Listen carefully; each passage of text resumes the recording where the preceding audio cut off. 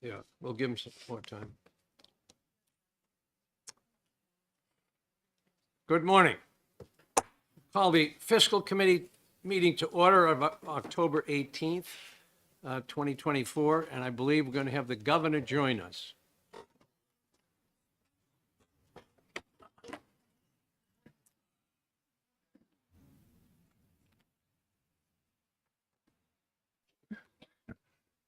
Morning, Governor. I'm going to take some things out of order as the governor's schedule. We'll move to tab 7, which the governor wishes to discuss.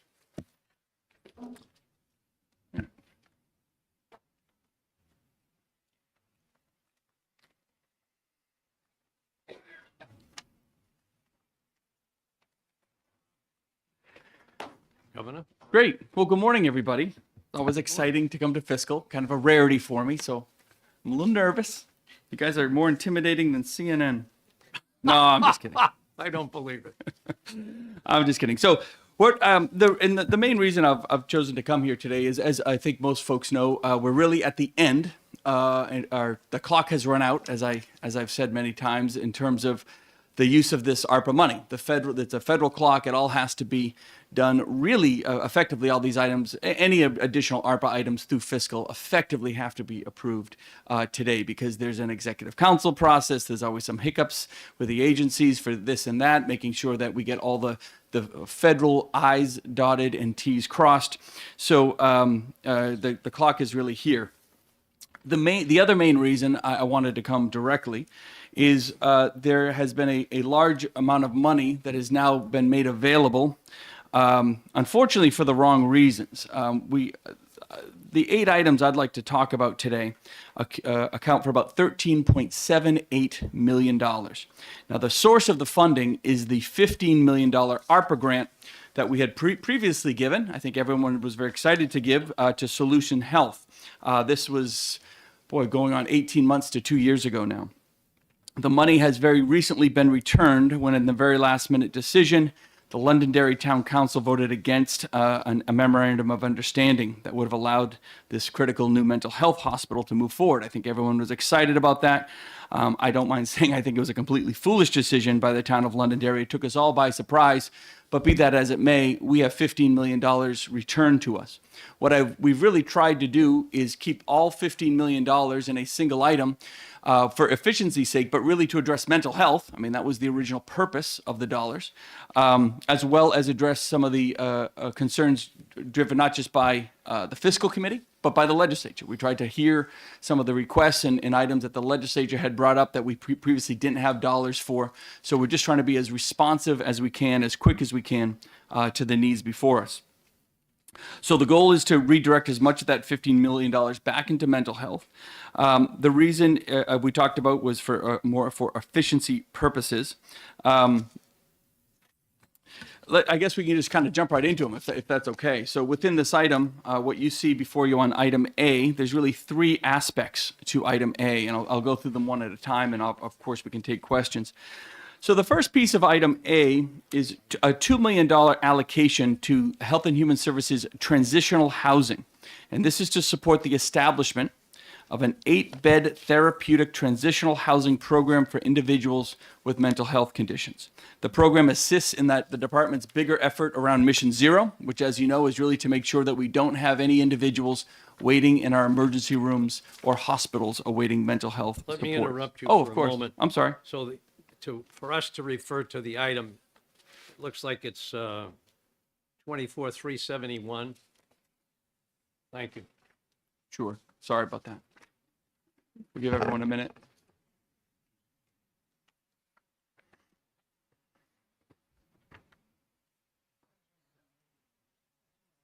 Everybody have it? All right. Thank you. Okay, sorry about that. So this first item, again, is $2 million for the transitional housing piece, supporting the department's effort around Mission Zero and the mental health boarding crisis. What this really does is create 8 new beds to move folks out of New Hampshire Hospital to facilities and programs that more fit the level of care based on their current needs. There's a lot of folks just in New Hampshire Hospital, unfortunately, that don't have a transitional place to go. New Hampshire Hospital is really for the most intense and immediate acute needs of mental health. These folks don't necessarily require that. And so contracting with an organization that currently does this kind of work allows that transition, moving 8 more people out of New Hampshire Hospital, freeing up those 8 beds for new incoming patients with more acute needs. The second piece of item A is approximately $3 million to renovate the psychiatric residential treatment facility at Hampstead Hospital. That's the PRTF that a lot of people know it by. The new design at the Center of Excellence, which we have already established, it does not increase the hospital footprint at all. It will be more open in the common areas, provide more single bedrooms that are therapeutically necessary for certain youth with very intensive psychosocial needs and complex trauma. And the item really addresses calls from the community. This was a big part of, I think, both the community and the legislature. We heard it loud and clear. We want to keep more kids in state, right? If we can have these acute specialization opportunities where we don't have to send kids out of state for more of the intense, rarer needs around mental health, that's a better thing. Keep them close to home. This increases the bed count from 6 to 12 and upgrades the beds that we currently have there, bringing more specialization in. So that is one that I think is a great opportunity. And again, just kind of responding to everything that we've heard, and I think all of our desires to keep more of our kids closer to home in state with more of those complex needs. The third aspect of item A before you is approximately $2.7 million. And that actually finances a variety of smaller, we call them a kind of alternative bid items, which were not included in the base bid of the original YDC. These are more YDC-driven items. Again, responding to legislative concerns we've heard, community concerns we've heard. How do we increase security? How do we reduce demand on town services? These dollars are all really directed in that effort. It does everything. There's a variety of small pieces here, but it does everything from upgrade the doors to the system, building out the crisis stabilization unit, right, for those more intense moments, for kids that might be within YDC. So again, we're just trying to minimize the, if you will, the demand and the push of kids to walk away from that facility. Having more of those opportunities within the facility keeps it more secure. And there's a couple small pieces in here to retain, helping to retain staff, areas where we can train staff in different aspects, lessons learned type scenarios. Those types of build outs, again, if we're retaining more staff, we can, again, have a better eye on the facility and reduce that demand on the town of Hampstead, police, state police, whatever it might require. So it's all just building out a much better experience for those kids, but more importantly, a more secure facility for the town of Hampstead. Item 4, so that's the bulk of really, that's about half of the item, and that's the bulk of the kind of the mental health pieces. Most of the remainder of these items for this $13.78 million are more legislative requests, less on the mental health side of things. Item 4 was $685,000 for the Department of Corrections. This is for a previous project. It's an ongoing project for the repair of air handlers and ductwork over at the men's prison. The base project has been funded by this group. That was wonderful, but due to inflationary costs and supply chain issues, they're looking for another $685,000. So we're mostly done the project. We're looking to finish out the project at $685,000. A few of the reps and state senators had called us and asked to make sure that this project could get done. The Department of Environmental Services also looking, this was $500,000 dealing with a very public issue we all hear about every day, cyanobacteria. To take a step back, DES currently we have fully funded, and the legislature has done a great job fully funding the remediation of cyanobacteria concerns that can be remediated today. So if there's cyanobacteria in a lake, and we can put remediation to it. It's this technical alum stuff you put in the water. It really encapsulates the cyanobacteria. DES, I think, has done a good job moving those projects forward. The reason we don't have more projects ready to go is a lot of the smaller towns don't have the funds to figure out how bad the problem is. So these, going through the Lakes Association, they'll be coordinating with towns and localities, other smaller lake associations, community associations, to do those studies, to figure out is there a cyanobacteria issue? How bad is it? And what type of mitigation needs to be done? At that point down the road, obviously, I think we all understand that there may need to be additional funds to mitigate those issues if the cyanobacteria persists. But it's a bit of an unknown, especially for a lot of these smaller communities. And this $500,000 will allow them to do those studies. The Department of Admin Services has two requests, one at $1.3 million. It's a State House compliance issue with ADA compliance. Obviously, that's a requirement. It's a bathrooms issue. We have to make sure that we upgrade the public facilities that are to make sure that they're ADA compliant. There's another at Department of Administrative Services piece here for $2.4 million for this very building, for the improvements to the State House Annex building, renovations including electrical, mechanical, plumbing improvements, and including some of the removal of hazardous waste items that come. And then finally, to round out this $13.78 million request, Gopher has a $1.4 million request, technically for the county of Stratford. They have a very significant, very severe roof leakage problem that really has to be addressed immediately. So when we looked at some of the higher needs and priorities, this was one that, if not funded, there's kind of a question of where those funds might come from. So we're just looking to assist the courthouse, which we've done before, but this is a little more of an emergency need.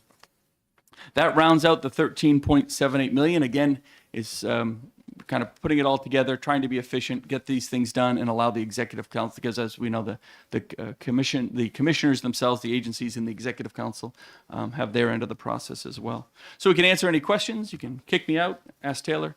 I'm good at math. That's about it. Thank you, Governor. Questions from committee members. Representative Edwards and Representative Blaisdell. Thank you, Mr. Chairman, and thank you, Governor, for considering my questions. I want to get down into the weeds just a little bit, and I apologize for that. Commissioner Weaver and Dr. Henn have done a great job, I think, at opening up a design review process where a bunch of interested stakeholders could take a look at exactly some of the details of the new YDC. And so there were a few things that I'd like to just make sure that are in the public record that we're going to take care of. One is we want to have the Hampstead Hospital in the new YDC as an integrated operation, and there's a walkway that you may not even know about that connects the two buildings that are just wide open to weather. It was an additional item. I think it's really going to be important that we ensure that walkway gets to be covered and secure in order to move patients and people and supplies back and forth between the buildings in the winter and not have problems. And so that's a big one I'd like to make sure gets on there. The other one is we've talked about the trouble with integrating the security of the operations between the Hampstead Hospital and the new YDC. Right now, it feels like the infrastructure is there for two different security offices, and because the IT is incompatible, there's been some issues about trying to integrate into a single secure management center. And I'd like to know if we're going to try to resolve that in this initial build out, because that would help with the security issue. And then the third thing is maybe it doesn't have a budget impact, but it's about worrying about whether or not drones may be able to drop paraphernalia and other things into the rec area. There were some technical options considered. I just would like an update on that so that we could get those three things sort of locked in on what our intent is with this money. Sure. So I can address a couple of them, and I may have to ask the commissioner to come up. I do believe the walkway has not been included. The walkway was priced out at just under $1 million for the walkway. That was expensive, and I think it was determined that, if there's another way to do it, obviously, I completely agree with you. I think it'd be phenomenal to have that. But I think at $1 million for an enclosed walkway, that just didn't make the list of the top priorities, including as far as the drone technology. I don't believe that's I know it's been talked about and looked at over at the men's prison, and I didn't realize it was being talked about here. I don't know if you have any information on that. Sure. Good morning. Yes, we are working with admin services and DPW now to explore no-fly zones for things like drones. I imagine that would include the prison as well. Yeah. And then, if I may, $1 million to cover that walkway is probably $950,000 too much. I had the same gut reaction to that. And that's why I've been so obsessive about getting that walkway covered, is because it just seems to me like it's so obvious it has to be done. And the money estimate is just way out of bounds, beyond common sense. Yeah. So, I mean, maybe there's an opportunity to go out and rebid that piece. I mean, it's a walkway. It doesn't have to be done in conjunction with the main construction. Obviously, it would be easier to do that. Yeah. One idea would be just to, again, one thing I want to reemphasize something. We're not adding any new beds to YDC. We're not changing the footprint or anything like that. I guess you could always ask the contractor just to plan the space. I mean, you could do a small redesign if a future walkway was possible, but right now at nearly $1 million, the needs were more on the beds and, the care of the kids and and the additional security pieces that I know the community was looking for. So. Thank you. I didn't, Okay. it's way in the weeds. I'm so that's sorry okay. to bring it They're up. good questions. And I would just, if I may, definitely something to look at in the future, depending on the demand there. Senator Birdsell for a question. Thank you, Mr. Chair. Thank you, Governor, for taking my question.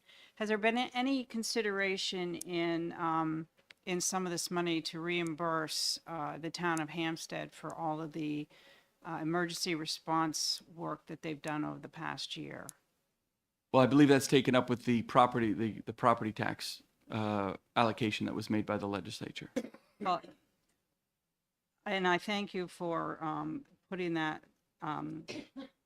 having that pass, but 191,000 doesn't really recoup a lot of the money that was spent on the emergency response. I can get a number from the chief of police, but it's probably cost a lot more than 191,000. Well, the legislature can look at that. This is one-time money. So I would say, so we're trying to keep the one-time ARPA dollars to one-time infrastructure construction costs. That would theoretically be an ongoing cost. And my sense is as the facility opens up, the long-term demand on both Hampstead and YDC, because we don't even have YDC up and running yet, I think will be better determined, and obviously something for the legislature to look at. But we just tried to keep everything to one-time money. And I understand that. My thought process is to recoup what they've spent in the past, because the numbers of visits, I believe, has started going down. So it's probably not going to be an issue as much going forward, but what they've spent in the past is what I'm concerned about. Yeah. Well, I would only say that I'm not against doing that if it's a one-time cost, other than today's kind of the day. Like, I don't have that data. It sounds like you don't have that information. I don't think we've ever been sent a bill or an invoice above the property tax piece that we are granting, which is a large amount of money. So that would probably require a little more analysis in terms of what that was. Thank you. Yeah. Senator Rosenwald for a question.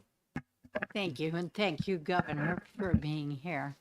My question really, I think, is for Commissioner Weaver.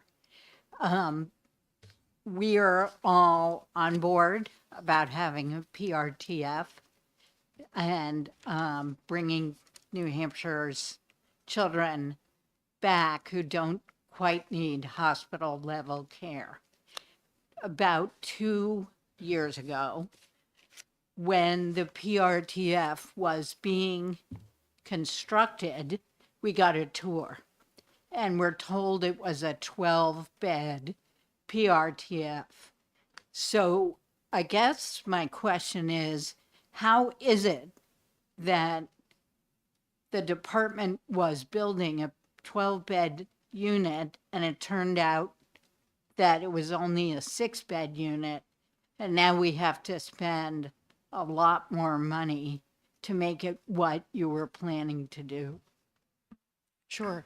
I think it's worth noting this is the first PRTF that New Hampshire has. So first venture into this space. There actually are 12 beds. As we open the facility, and provided care, it became clear pretty quickly that the space was limiting to safely provide that clinical care for the 12. So it kept the census lower, which is what the governor's referring to around that 6. So when we built that out at the time, through clinical practice, said we needed more square footage as well as single bedrooms. So that became, and I think the governor mentioned that as well, became critical that we have a safe environment for kids and that we can take more kids. So we know that by making the single bedrooms, by expanding that footprint, creating some life skill areas, a larger space where they're not necessarily as closer proximity, will allow us to take kids and be more successful and be at that 12 rather than hovering between that 6 and that 8. So I think it's, as you open it up and as you go along, these are things that you find out. It's an old building. It's over 50 years old, and it really hasn't had any renovation. So we tried to make it work in the space with the vendor that we had at the time, and this is the point we're at right now. Follow up? Thank you. But I know that you have colleagues in other states and belong to associations where you can gain from the expertise of other states that have had PRTFs. Did the department take advantage of asking questions like, do double rooms work? How many single beds do we need, or did we just go into it blind? No, I don't think we went into it blind. And we just had opened up the hospital, taking over the hospital, and then adding a brand new service line with a new vendor at the time. So we did do a lot of research. The vendor did a lot of research at the time. And I think through practice, we found out that the current foot we had is not clinically safe, and we want to expand that. So I think there's good sound programming there. I think it's the infrastructure that needs to be matched with that programming, or adjusted or edited, if you will. Edited. Yeah, if I may add, just to be clear, the 12 beds meet the federal guidelines, and I think that's what the guidelines say X, Y, and Z, and you can double up and all that. But again, when you looked, I'm just speaking, I don't have the expertise of the commissioner, but the high intensity needs of some of these kids don't really allow for a double bed situation all the time, or they don't have other common areas or open areas, and that makes for a tougher therapeutic assessment and treatment of those individuals, which again, this is all designed to make, if the atmosphere and the treatment and the clinical process is more fitting to those kids, you're going to have less of them trying to get out, if you will, or walk away from the facility, or act out in other ways. So yeah, it all meets the federal guidelines now. I guess technically you could pack 12 kids in there. You could, but it's not going to be good. It's not going to meet the needs of those kids. And ultimately, this is all about the care, right? Getting the kids the best care, and making sure the facility is safe, and the staff feel safe, and the staff feel like they can actually do the treatment that they were designed to do. And I think, I think it's okay to say, I've personally spoken to McLean, a great institution in Massachusetts that handles these types of PRTF facilities, beds, the high intensive, and they all concur that, yeah, federal guidelines are one thing, the requirements are one thing, but meeting the needs of the kids to get them the best care and limit the amount of attempts of walking away from a facility like that requires some editing. So we'll use that word. If I could, I don't dispute any of that. My question is just why didn't we take advantage of what people as close as McLean could have told us 2 years ago, so we did it right the first time? That's all. Obviously, we want to treat the kids in the best way, but I'm just wondering why we didn't do a better job planning it the first time. Thank you. Senator Birdsell for a question. Just quickly. So if we didn't have this found money, so to speak, would we still be looking to expand that space? Yes, I was going to be making a capital budget request to do so. Any other questions? Recognize Senator Gray. I move FIS 24-371 found under tab 7 for approval. Second. Motion and a second, further discussion on item 24-371. Do we have to take it off the consent calendar first? Nope, No? Okay. we've already taken it off, so that's been accomplished. Well, parliamentarily, okay, that we have not taken up the consent calendar yet. So, and that's why when I read the motion to approve it, that I mentioned both the number and the section, et cetera, it was in so that there would be no confusion. Further discussion, seeing none, all in favor say aye. Aye. Opposed, no. The item is adopted. Thank you, sir. Thank you, Governor. Thank you. All right.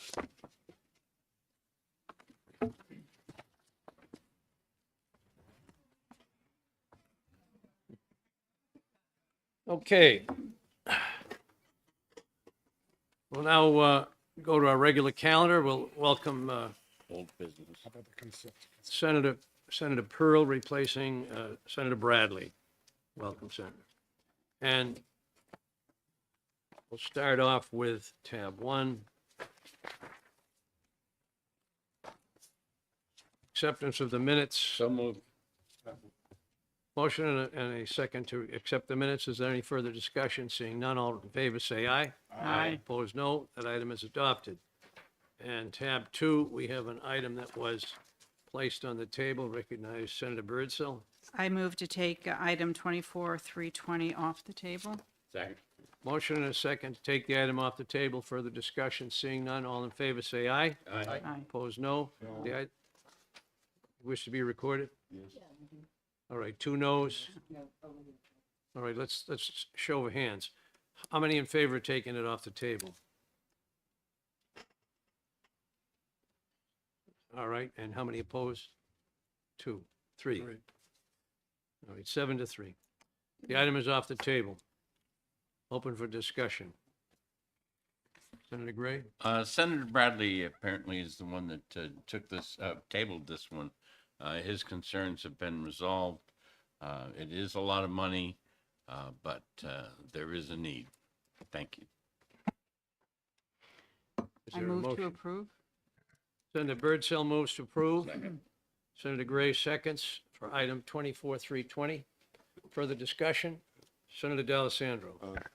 Thank you very much, Mr. Chairman. I agree there are needs, but there are lots of needs. Mental health has lots of needs. We're running mental health facilities at negatives, and we're treating people there with very significant problems. This is a $500,000 item. I have great empathy for the animals, certainly, but I have more empathy for human beings who need services. And when I see that my mental health center is running in the negative, when I see the mental health center in Concord is running at the negative, and I see $500,000 going to an animal shelter, I say, where are our priorities? My priority is taking care of people. That's what I ran for. That's what I've been here for a long period of time. That's essential. And we know the suicide rate is high. We know people are living in the streets because they can't take care of themselves. I mean, we have basic responsibilities as citizens and as elected officials. And I think this $500,000 could be better spent based on the needs that have manifested themselves over and over again. We had a windfall of money. We should use it as we see best to satisfy the needs of people. Thank you, Mr. Chairman. Further discussion? Representative Edwards. Thank you, Mr. Chair. And if the senator to take a question, because I'm moved by your argument, but I'd just like to get some clarity on your position. Of course. Are you aware of another $500,000 one-time investment that we should be making in the mental health system? Or were you talking about using it for operational issues that we'd have to have a funding tail for? Thank you for the question. Make sure that I understand the clarity of it. What I'm saying is, we have had requests from mental health centers for money, and we gave them money. We gave them 500,000. That didn't satisfy all of their need, but it was what was available at the time. Another 500,000 now has become available. It seems to me that we should address needs that we couldn't address fully at the time because we didn't have the money. Now we have more money because of the windfall that has been created by the return of the $15 million from Solutions Health, because they're not building the building. I think the direction of this 500,000 should be to address that situation that we could only partially address in the past. I hope that's the answer to your question. Representative Leishman. Thank you, Mr. Chairman. Is it possible we could have the commissioner come up and explain why he supports this request? Yes. Is the commissioner available? Thank you.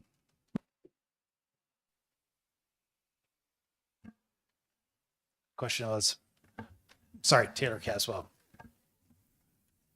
I guess I was just curious, you made the request and maybe you could justify the request for us. So this is a request that we have had ongoing for quite some time from the Manchester Animal Shelter.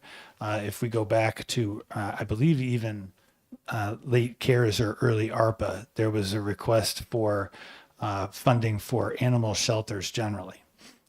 We did do an analysis at that time, which indicated that there wasn't necessarily a need for operational costs to be provided to animal shelters across the state.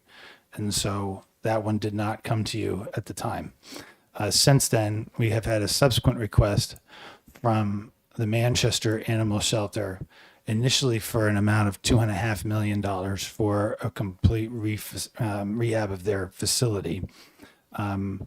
We determined that we wouldn't be able to provide the full $2.5 million for that facility, so we put forward the request for $500,000, and that's sort of how it got to you today. For my own opinion, we thought this would be one-time money. We should spend it on one-time events.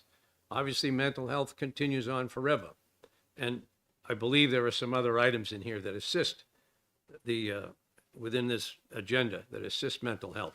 So we've got these needs from all over, but one-time events should possibly take precedent on some of these monies because they won't be coming back repeatedly for another building. So that's the way I looked at it. Senator Rosenwald, then Senator Birdsall. Thank you. If I could respond to Representative Edwards' question as well.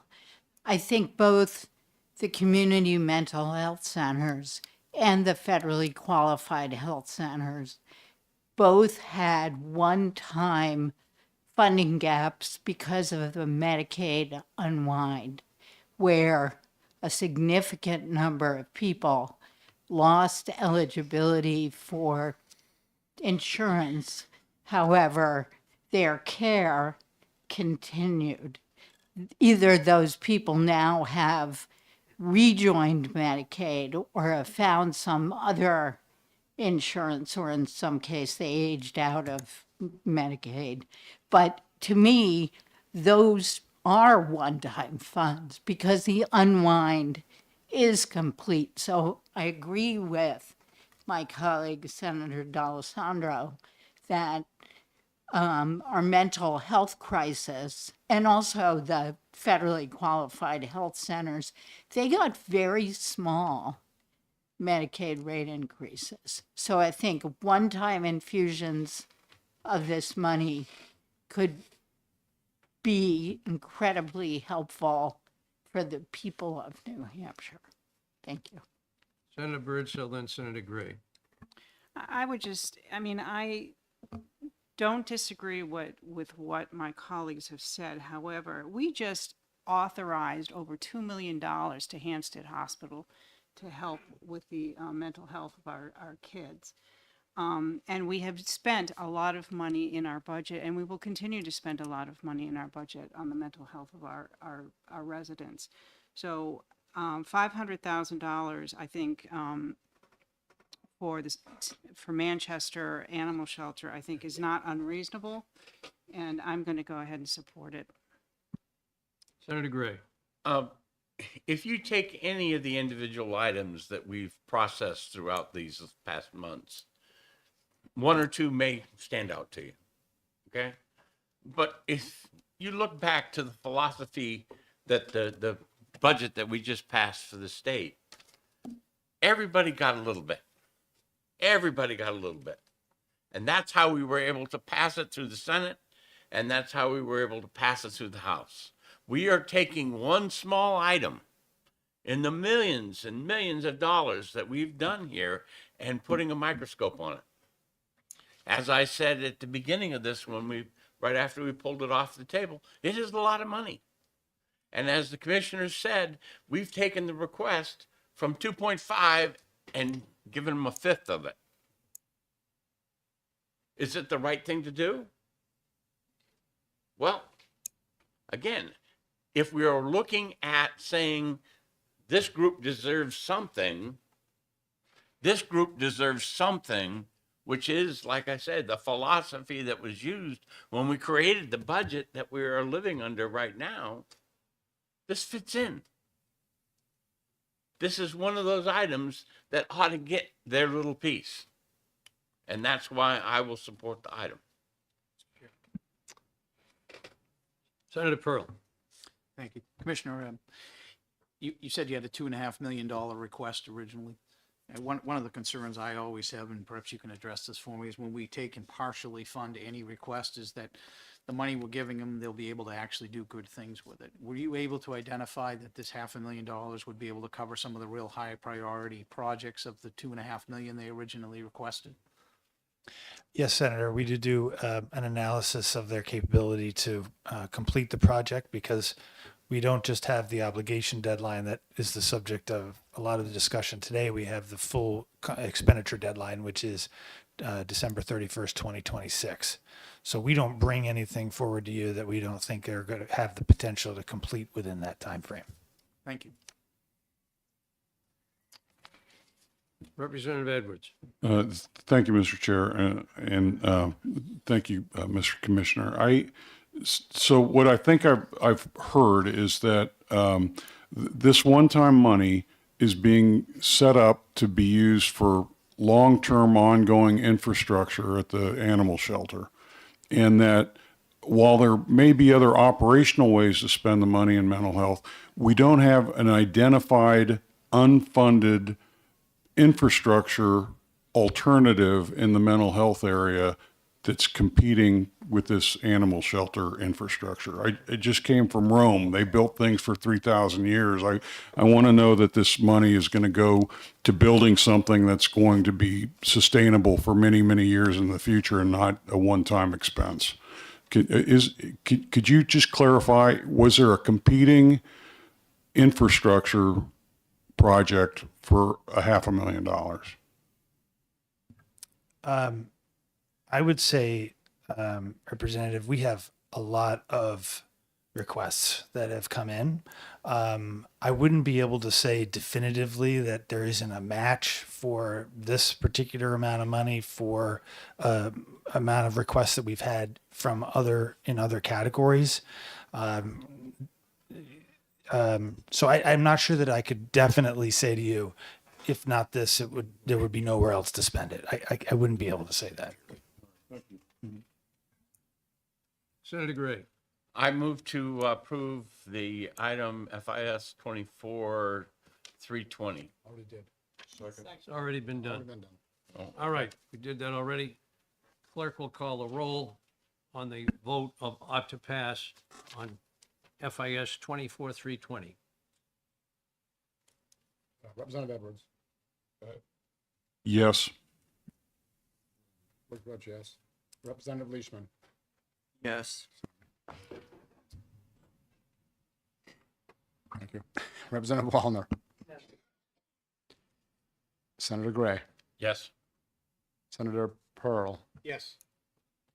Senator Birdsell. Yes. Senator Rosenwald. No, Senator D'Alessandro. No. Senator Weiler. Representative Weiler. Representative votes Weiler. Sorry. The vote is 7-3 in favor, Chairman. The item passes. Okay. Moving on to tab 3 through 8. That's the consent calendar. 30, there's 35 items now on there, and plus late items that I will come to later. So these are the items that I've had requests to remove. Under tab 4, 24335,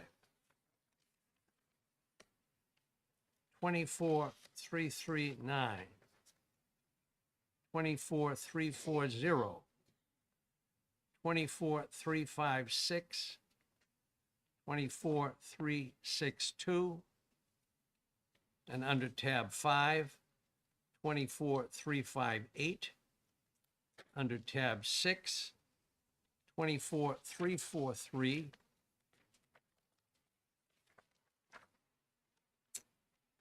and under tab 7, 24353, and 24372. We have already passed item 24371, so that is not included now in the consent calendar. Move to Senator approve. Gray, Move to approve. motion to approve the rest of the items on the consent calendar by Senator Gray, second by Senator Birdsell. Further discussion? Guess we've got all the items that are going to be removed. All in favor of the items, of adopting the remaining items, say aye. Aye. Opposed, no. Remaining items are adopted. So we'll move on to tab 4, item 335. And I believe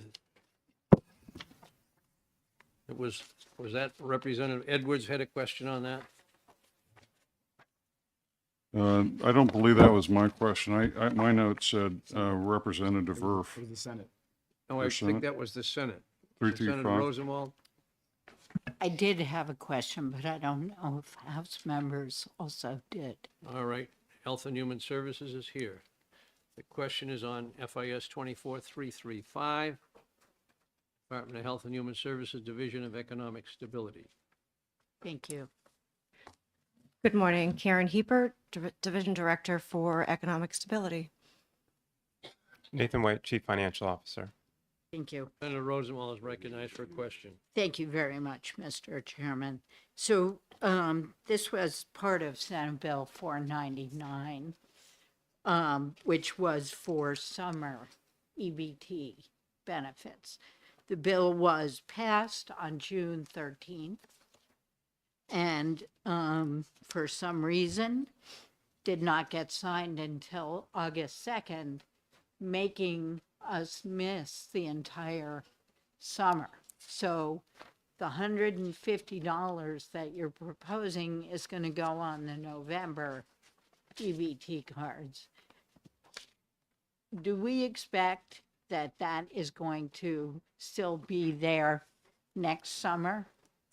I mean, I don't understand the timing of this because it was for summer food benefits.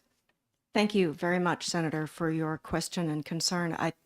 This is a program that was newly established by the U.S. Department of Agriculture, and the rules and guidance for this program did not get released until December and then into January and February. The federal government was very aware of the late start of establishing this to issue a summer of 2024 benefit. So the states have been working very closely with the federal government to get the benefit distributed as soon as it possibly can. But it has always been known from the beginning of the calendar year, that we would target and to get the benefit issued in November and into December. It has always been planned that way, and we have certainly spoken about it a number of times in different forums about that plan. The federal government also did not approve the state's plan for the summer of 2024 benefit until August 16th. So despite that we do want this to be a summer related benefit, it has always been known that we would not be able to implement the distribution until the fall, which we are doing.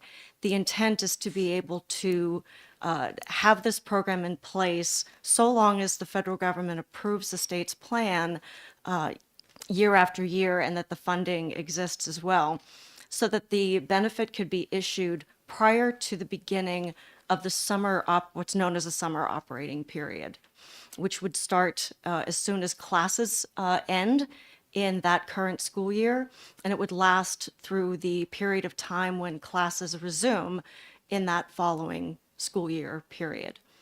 So that is the intent, but as I mentioned, it certainly has been a challenge to be able to get the funding distributed as close to summer as we can. Follow up? Thank you. So because the legislative intent was for a summer EBT program, and it's $150, which, I mean, I go grocery shopping, so I know it doesn't go that far. Did the department give consideration towards holding off for next summer so that school children who didn't necessarily have access to nutritious food during the summer would have this $150 benefit next summer? So it's an annual benefit, so that would happen regardless of what we did with the summer of 24 benefit. The intent is to have a summer benefit each summer.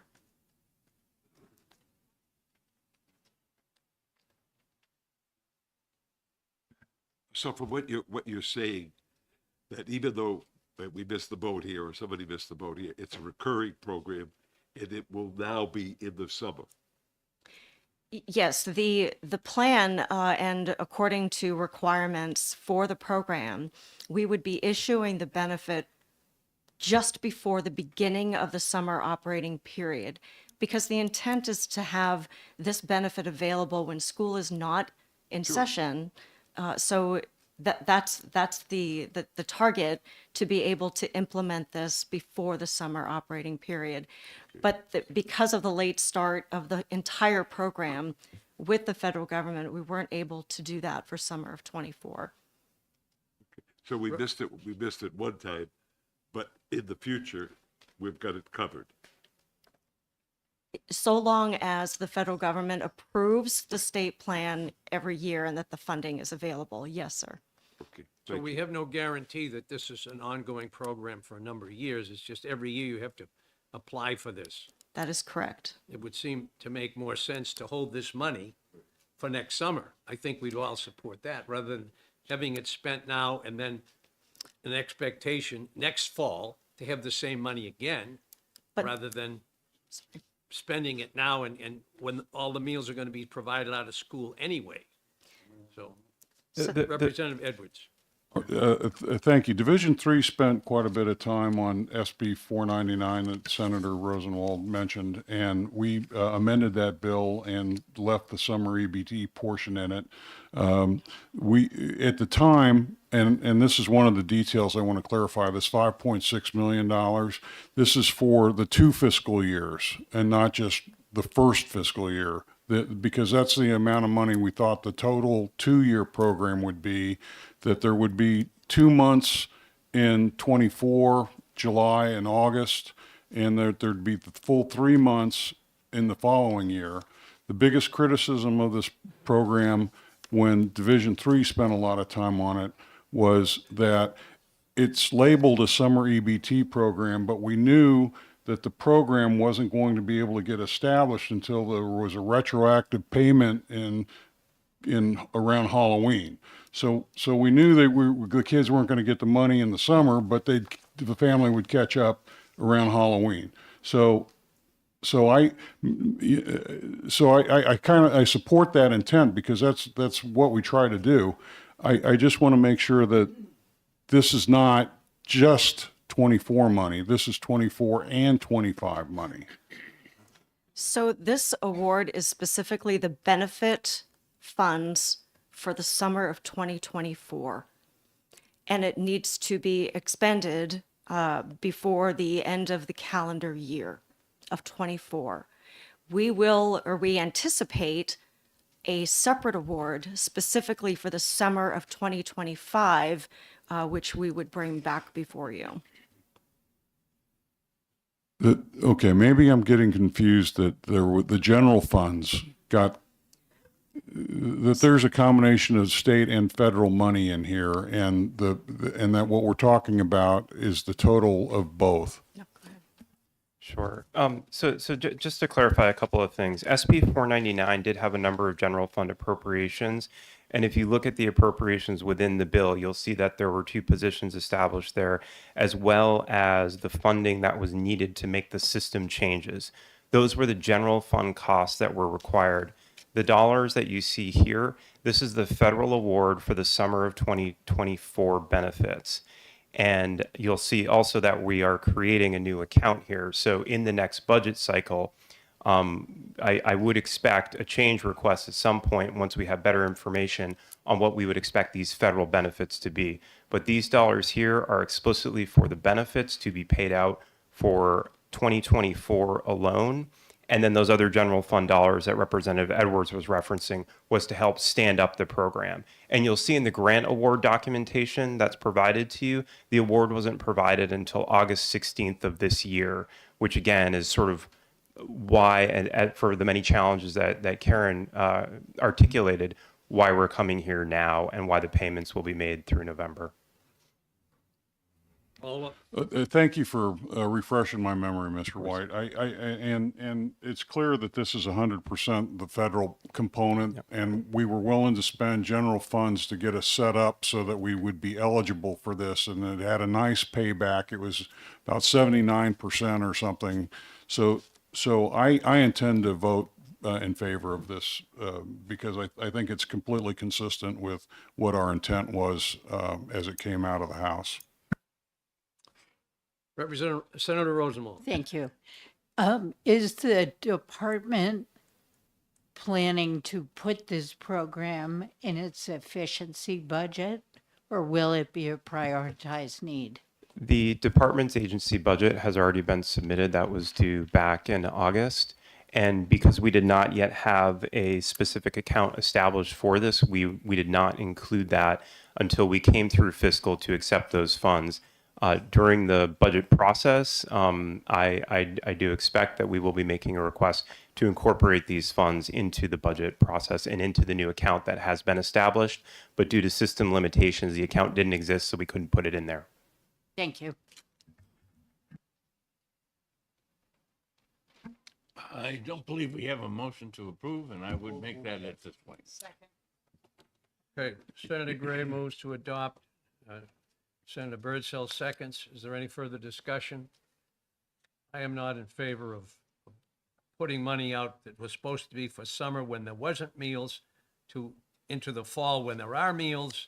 And so there'll be an expectation in the ensuing years. Well, I got it last year. Why don't I have it this year? And I think it's a dangerous thing to do. Any further discussion? Seeing none. All in favor of this, say aye. Aye. Opposed, no. No. Moving on to the next item, off of consent, would be item 339, 24339.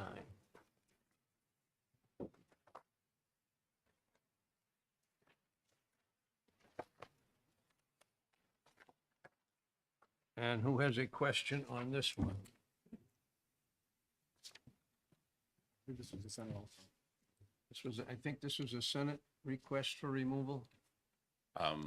all of the items on this page that you put on, pulled, I had no notes on them being pulled by a senator, so. Representative Weiler, if I may, you did just have a question in House Pre-Fiscal relative to the definition of foreign organization, foreign Yes, public that was entity. that was my question. That's in Exhibit A of their submission. There's a very lengthy exhibits added to this item. Some of them raised my caution when we're talking about foreign governments and foreign languages and all this kind of thing. I'm suspicious of what I've seen in some states of taking immigrants, whether they're legal or illegal, and making them police officers. Is there any thought, is that included in this item? Thank you for the question, Mr. Chairman. Good morning. My name is John Skip. I'm the Director of Police Standards and Training. Presently, through administrative rule, one of the requirements to be a police officer in the state of New Hampshire is to be a United States citizen. And there is no other waiver or any other pathway to become a police officer in this state under the administrative rules. Do you know why the stuff was included in here about foreign governments and so on?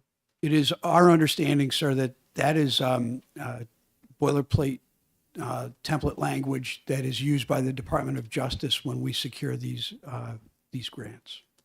Thank you. Any further discussion? Move to approve? Second. Motion to approve by Senator Birdsell, second by Senator Gray. Further discussion, seeing none, all in favor, say aye. Aye. The item is adopted. Thank you. Thank you. Okay, the next item would be 340, and this is similar to 350, dealing with the security at the New Hampshire Hospital. Representative Leishman has a question. Thank you, Mr. Chairman. Thanks for taking my question.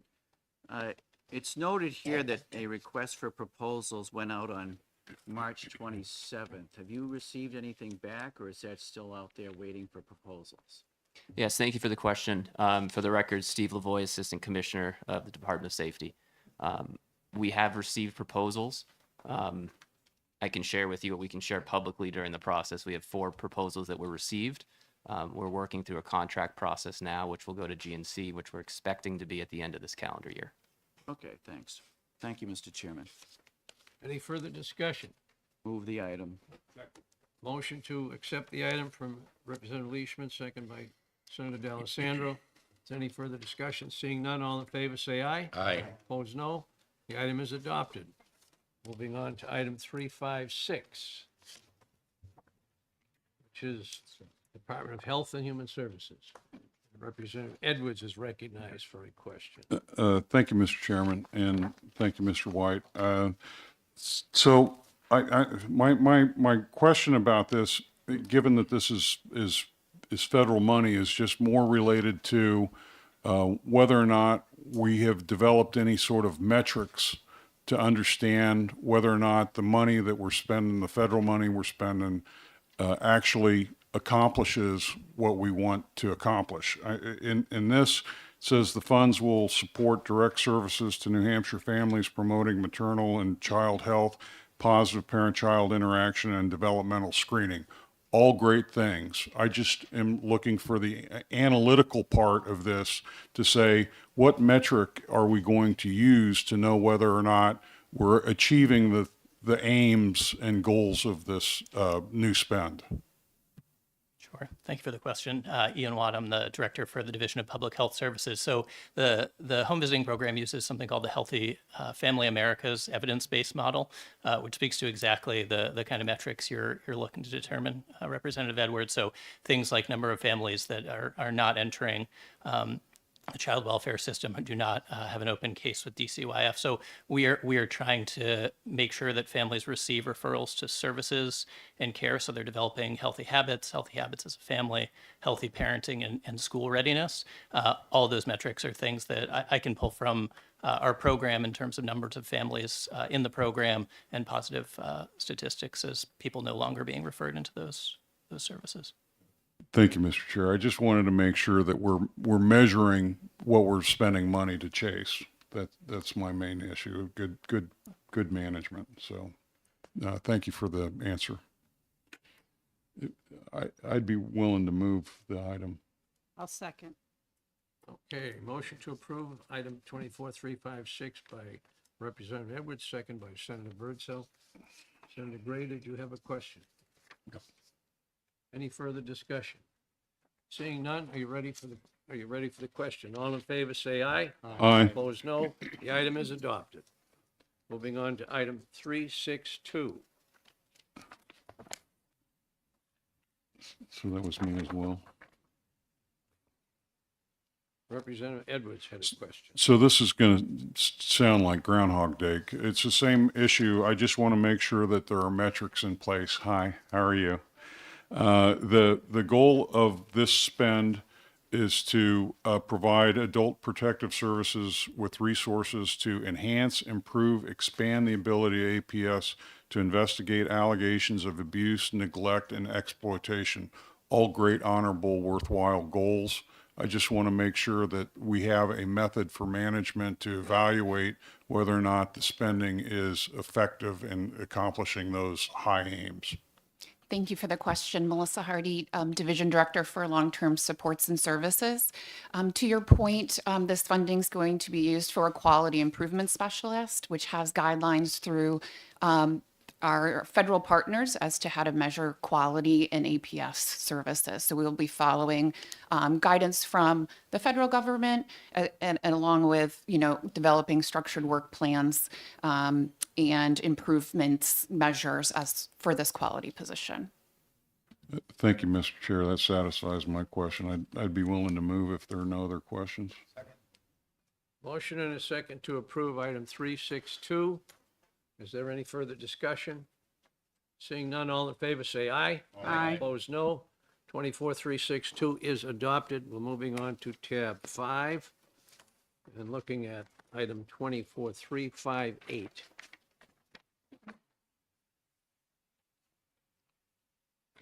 And this dealt with Medicaid to schools.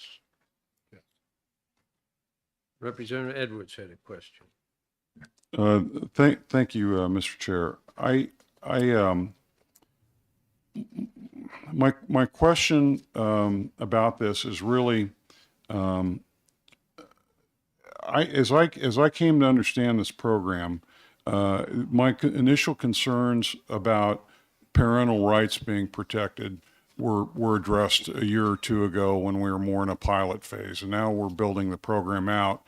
And I just want to make sure that we have assurances that parents are going to firmly be in a consent role for the services provided, and that they will, in all cases, be entitled to receive the information regarding their students' care through the program, regardless of any sort of HIPAA concerns or any other concerns. Are we protecting the parents' ability to parent as we build out the Medicaid for Schools program?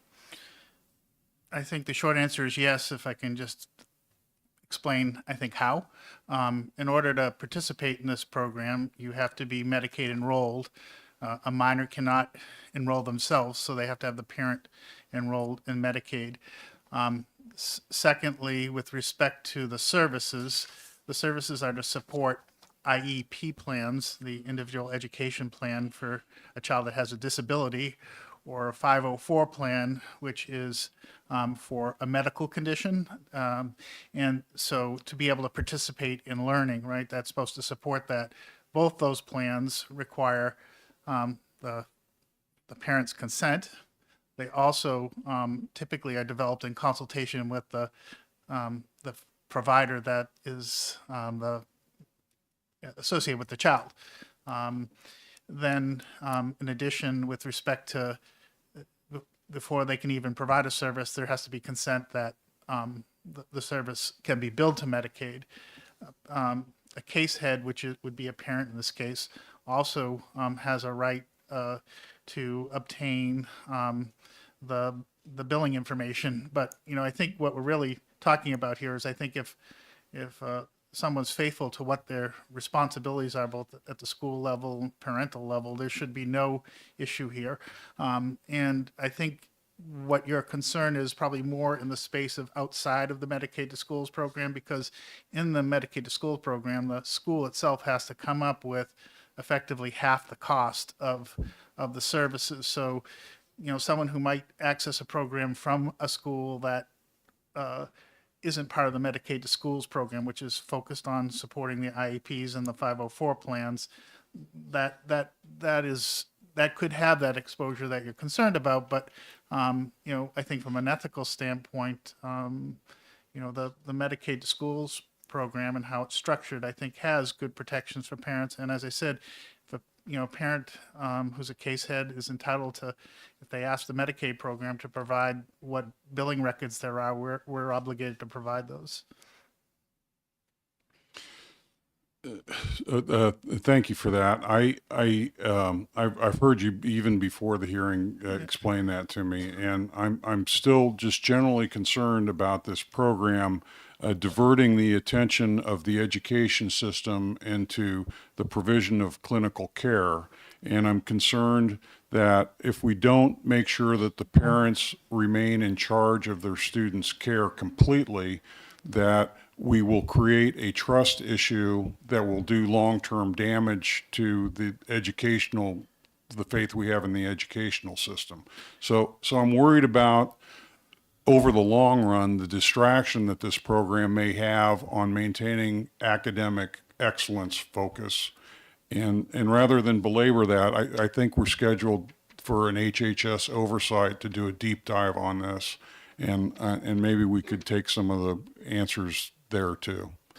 I spent as much time with you on it. I think, though, that the one point I want to make sure the committee understands is that the Medicaid to Schools program, when we're talking about IEP plans, you're talking about children with disabilities where the parent is trying to advocate in the school to get services for their child so they can learn.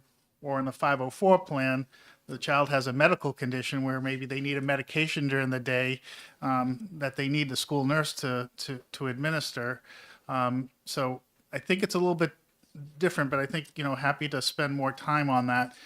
You know, what's involved in this particular request is it's a fundamental change in how schools are going to get their funding, and I'm concerned about the on-ramp that we have to make the change.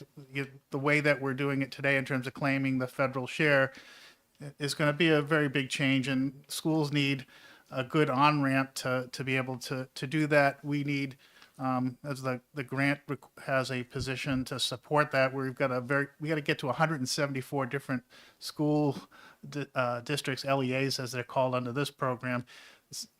You know, it may sound like June 26th is far away. It's really not, in terms of by the time we finish the procurement process for a vendor to supply the software to do the cost reports and the time studies, and for us to educate and do everything. I'm feeling a lot of pressure with respect to making sure that communities don't end up not being able to get funding, which will mean, you know, pressure on local municipalities in terms of the cost of supporting a service that they're required under law to provide.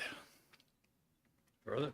So thank you for all that. I'm prone to support this because this is obviously an incremental request to change the method for how we, you know, bill and get money. So that all makes sense. I'm just concerned that as we take these little steps, that if we're off a little bit, then in the long run we may end up somewhere we don't want to be. And I want at each step of this to be looking at where we really ultimately want to go. And if the parents do not have faith in this program, then that will keep this from being sustainable, I think, and undermine the faith people need in the education system as well. So thank you for all of that, and I look forward to ongoing conversations. Thank you. Motion by Senator D'Alessandro to approve item 358, second by Senator Birdsell. Is there any further discussion? Seeing none, you ready for the question? All in favor say aye. Aye. Opposed, no. Item 24358 is adopted. We'll move on to tab 6 and item 24-343. Representative Erf is recognized for a question.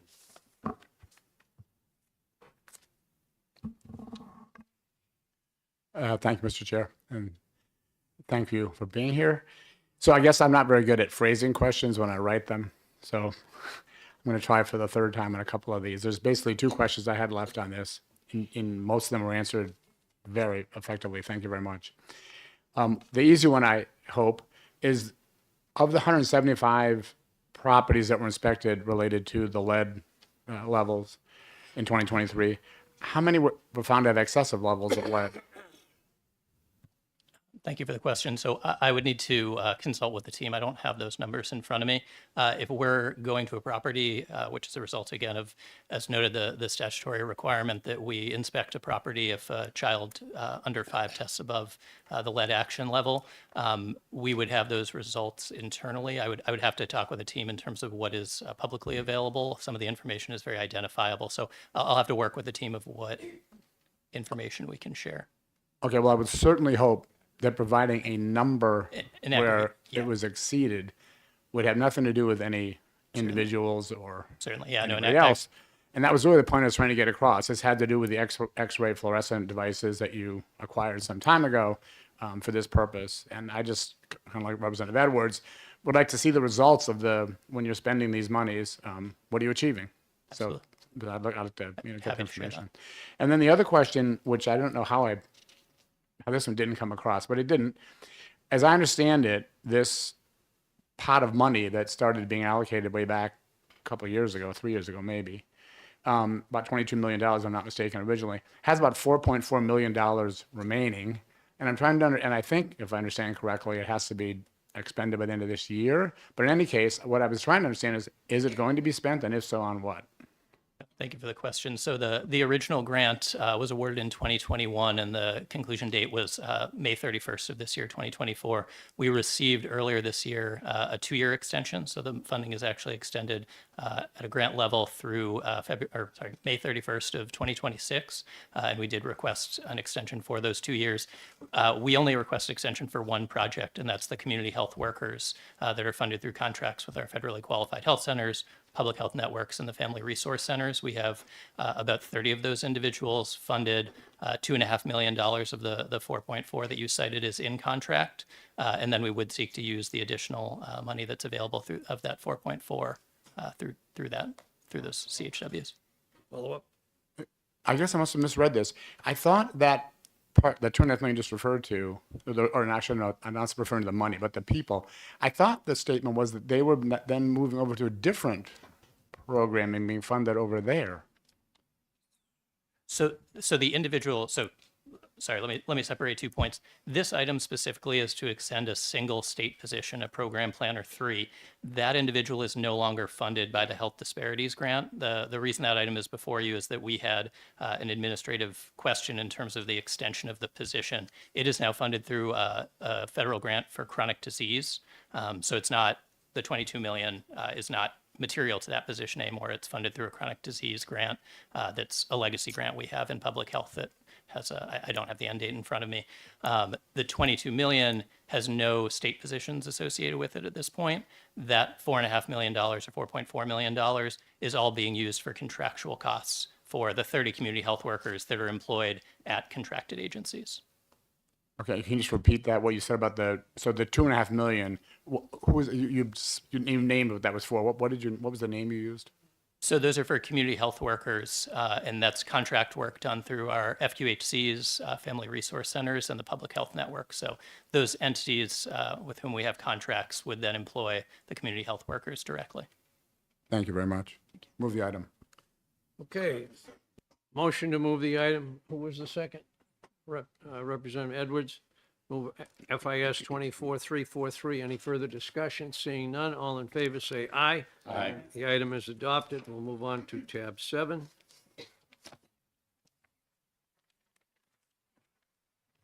And we'll look at item 353.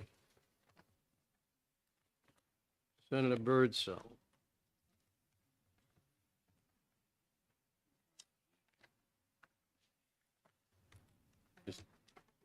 This is the YDC one you said you wanted to talk. Sorry. I did pull it off, but I just wanted to pull it off because I have some concerns about the payment to the YDC, as you know. And Nathan, this has nothing to do with you or the department, but the whole process of how the YDC came to Hampstead, to me, has been a completely flawed concept, and I'm going to be voting against the numbers. Thank you. Senator Pearl. Thank you. Good morning. Thanks for coming in. So as I'm looking through this and reading it, I mean, I see you're asking for $5 million, and this is I guess my question is this a problem that we're going to have to solve with general fund monies next year if we do not solve this with non-New Hampshire tax revenue now using the ARPA funds? Sure. So the purpose of this item, yeah, if he wants to. I guess it was a good question. That's it. Charlie Arlinghouse, I'm the Commissioner of Administrative Services, and this money would support the construction costs and the bid. Well, let me start small and then you can follow up with it. The bids came in high, and this money would pay for the construction. If we don't spend the money, like let's say you killed this item, which I'm not suggesting, but if you killed this item, then we can't go forward with a contract for the item. We would have to renegotiate a contract and do something else. And so in terms of solving it with general funds, no, like you couldn't say no and then later appropriate general funds. You'd have to change other laws. This is to support the construction of the facility. Follow-up? Yeah, so if we don't approve this, it's going to put the contract in jeopardy or the project in jeopardy that you're trying to do now. But I guess. Yeah, no ifs, ands, or buts. Yeah, and isn't it reasonable to think that at some point we're going to have to do some type of upgrade with general fund money later on to try and achieve what you're trying to with this project now? Well, yeah, because we have to have a facility, and if you don't use ARPA funds for it, you would absolutely have to use general funds. Yeah. Okay, thank you. I guess that was my real question. I think one important consideration is there was a provision from HB2 this past cycle that prohibits use of general funds for this construction. So if we don't use ARPA funds, we don't have another source within our budget today that we could use given the constraints of state law. Senator Rosenwald. Thank you, Mr. Chairman. So as I count up all of the money from what we appropriated already, what we approved previously in fiscal, what we did earlier this morning, and what we're being asked for now, it looks like this new facility is going to cost about $37 million. And the legislation that we enacted to build a new facility was for a census of 12 children with a temporary surge capacity of no more than 18. And so I just want to make sure on the public record that we are not, nobody is planning to ever have more than 18 kids. And I have to say also, I am hoping when I see the department's budget that you're going to be budgeting for a census of 12. And so that's kind of a two-part. Let me start with the construction standpoint. We're building a facility, and if this item were to pass, we expect to go to Governor and Council as soon as humanly possible with a contract with Hutter, who was the winning bidder. And the facility we're building will not support more than flexing to 18.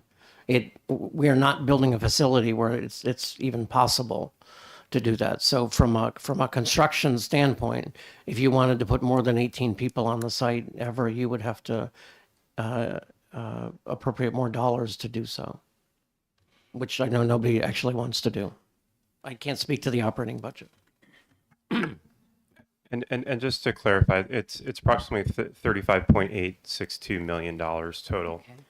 When you will see our agency budget request, we are planning for a transition during state fiscal year 27.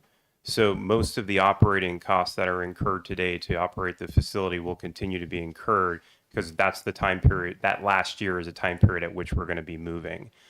There is a team that has been working for probably 8, maybe 10 months or more on that transition to plan for that. And so I'm hoping as we approach the spring, particularly during the Senate phase, that we can have further conversations and we'll have additional refinements to that original request, and we can work with you to get the appropriate amount for the facility. Representative Edwards. Thank you, Mr. Chair.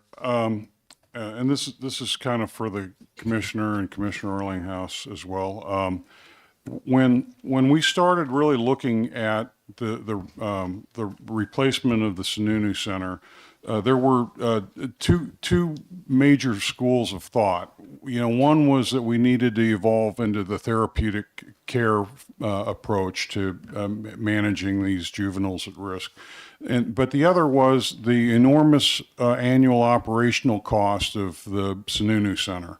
And so what that drove us to was a vision in the legislature, I think, of saying that this really needed to be a shared resource operation. And that's why I think Hampstead got weighted so well, was that by co-location with Hampstead, we would be able to share all the resources, the personnel, the logistics base, and those sorts of things. And that sharing concept was central to the cost management of the year-over-year operations. I hate to obsess on this covered walkway issue, but it's not just a covered sidewalk. It is the central element that creates a shared operation. If you have to go outside in the snow and the rain and all of that, it isn't a shared operation. It's two distinct operations, and we're never going to get the synergies we were hoping for the resources. And even, God forbid, it is $1 million extra over the cumulative effect of the operational impact that would have. I just really would hope that the managers of this project look at that corridor connecting the two facilities as more than a covered walkway. It is at its core the artery that connects and allows the sharing of these resources. And I've just been frustrated over the last 18 months that this shared concept is getting knocked off a center because we can't build a corridor that's appropriate to the sharing concept. And so there's really not a question there, but Madam Commissioner, if you would respond to that.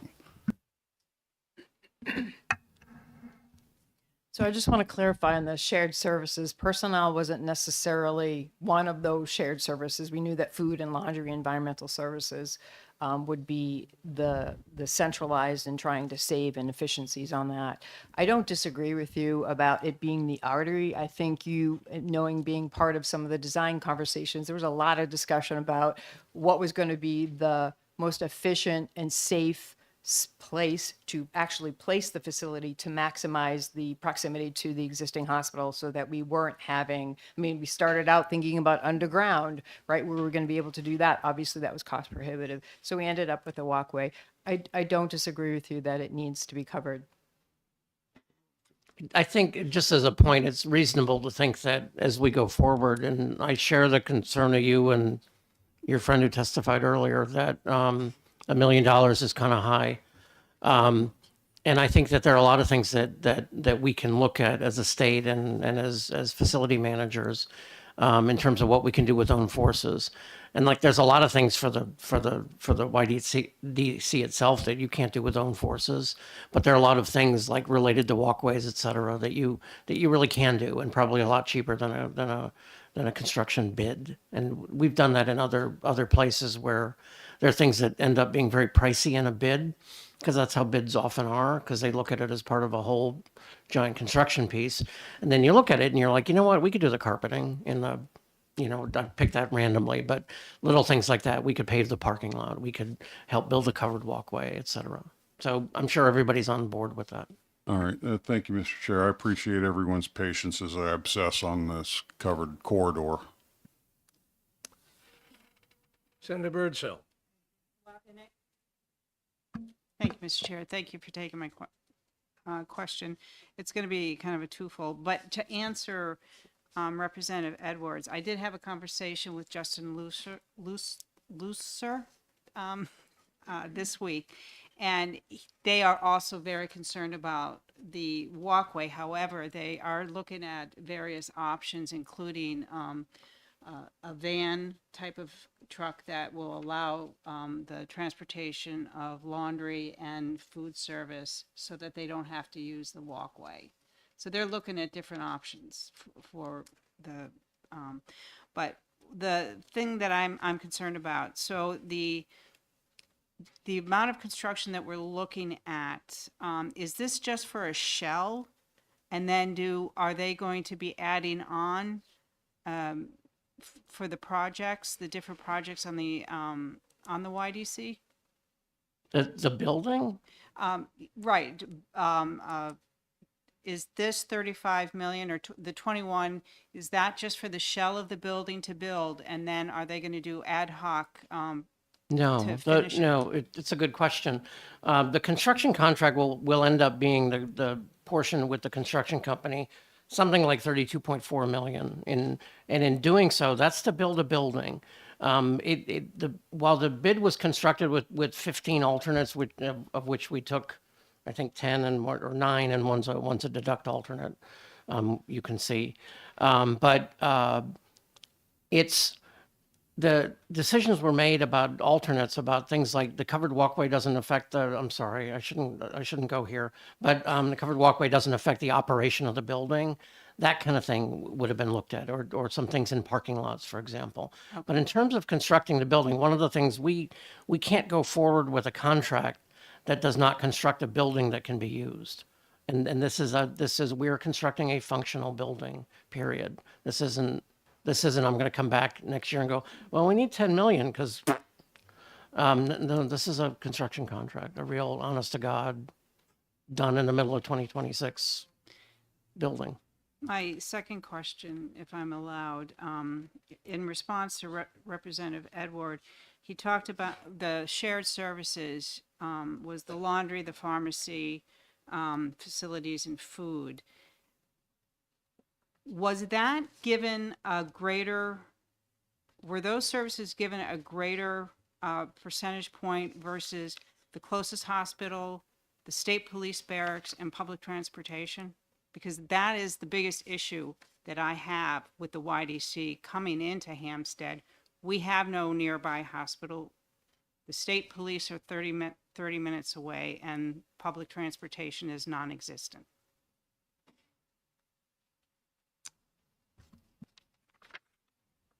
Anything further? Is there an answer? Yes.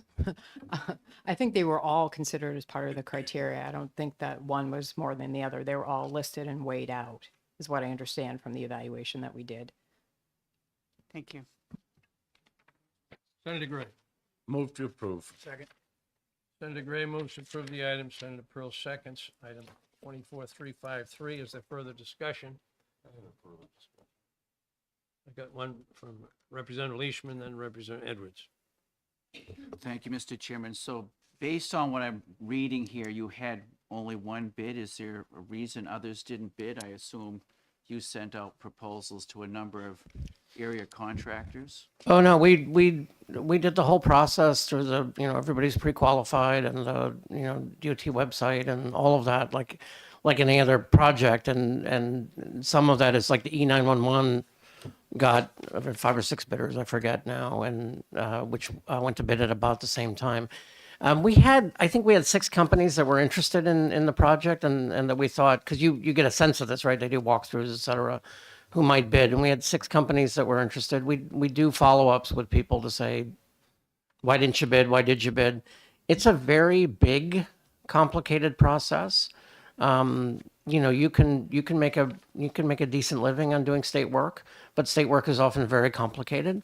And sometimes the more complicated projects get fewer bidders. When we bid the forensic hospital, I think there were 2 bidders, for example. And we're really happy with that Hutter bid, but we talked to some of the other ones, and they look at it and they talk to their subs, and they just kind of go in a different direction. They're like, you know what, we're going to bid. If I'm honest, I think that there were 2 or 3 bidders who were deciding, am I going to bid YDC or am I going to bid 911? And they bid 911 instead. Hutter happened to actually do both. Didn't win that one, did win this one. But we're in a climate where everybody's got a lot of work. If you're trying to put a porch on the front of your house, you know that. He said with experience. And they have a lot of work, so they're choosy. And this is big and it's complicated. And we push risk onto the contractor. As people know, we do design, bid, build. And, you bid a contract at 32 million, you're committing to build it at 32 million. And there aren't a lot of ways around that. And so you have to assume a lot of risk. And it's a big project. And so people look at it that way. Thank you, Mr. Chairman. I will be voting no along with Senator Birdsell. From the start, I've had problems with this entire project, and I just think it continues to spin out of control. Representative Edwards. All right, different topic, but kind of related. I've heard the commissioner and Senator Birdsell accurately describe the shared services in many points, enumerating things like laundry and food and basic logistics supplies, that sort of thing. But there was also this concept that clinical resources could be shared or shareable as well by having kind of a pediatric focus at Hampstead and sort of a juvenile pediatric aspect at the YDC. There was certainly the thought that perhaps clinical staff could be shared as well, particularly in some edge situations like emergency coverage overnight or the weekends, that there's some way to handle that. And just having the synergy of pediatric clinicians in Hampstead and at the YDC, I'm hoping that there's enough clinical interchange and exposure to one another that it creates a real shared environment. And so I've heard you both dismiss the clinical aspect of this, but I would hope that wasn't intentional. No, I wasn't intentionally trying to dismiss that. We use the term Children's Center of Excellence for being able to have a campus where we're able to provide services in those facilities. And the whole idea would be economy of scale, is to be able to use the resources that we have for either facility as deemed appropriate. So that wouldn't rule out clinical. And I think the instances you give are good examples. I misheard you then. Senator Rosenwald. Thank you, Mr. Chairman. Will you be able to share educational services potentially?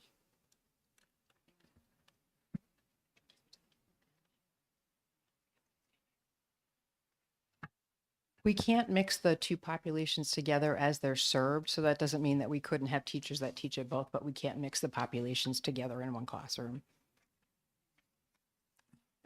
Sorry, my question really was, could the same teachers work at both facilities? Potentially, yes. Yes. And is that something you're considering? We're considering everything, Thank you. including the walkway. Further discussion. Virtualization.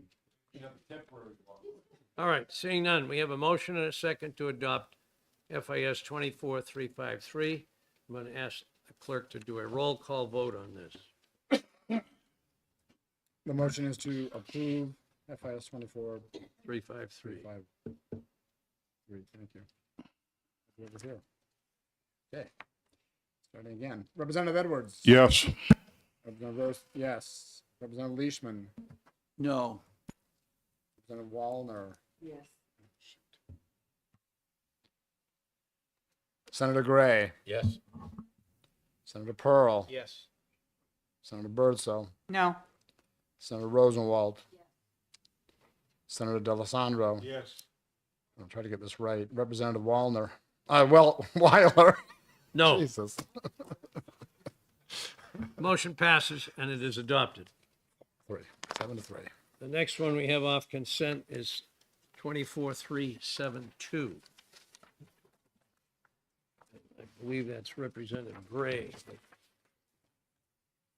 Some observations on that. This one, certainly the windfall needs a discussion. And so I have made suggestions to the commissioner that there be some limits put on this. I suggested that if it was 10 million, he come in for a limit of 15 million. Or if it's 50 million, he come in for a limit of 75 million.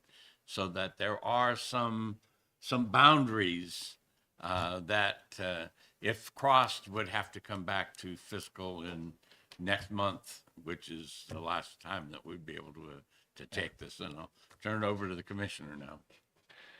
Yes, thank you, Senator. So this item is designed, and we refer to this as the waterfall item. So this is what we would we utilize at the end of our process to make sure that we are spending every last cent of the ARPA SFRF funds.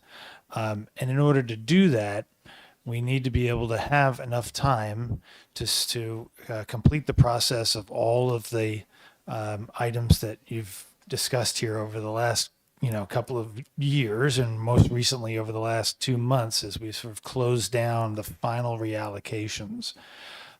There's a process that goes with that. So after you consider the accept and expend items, those obviously have to go to Executive Council, and then we have to get contracts in place.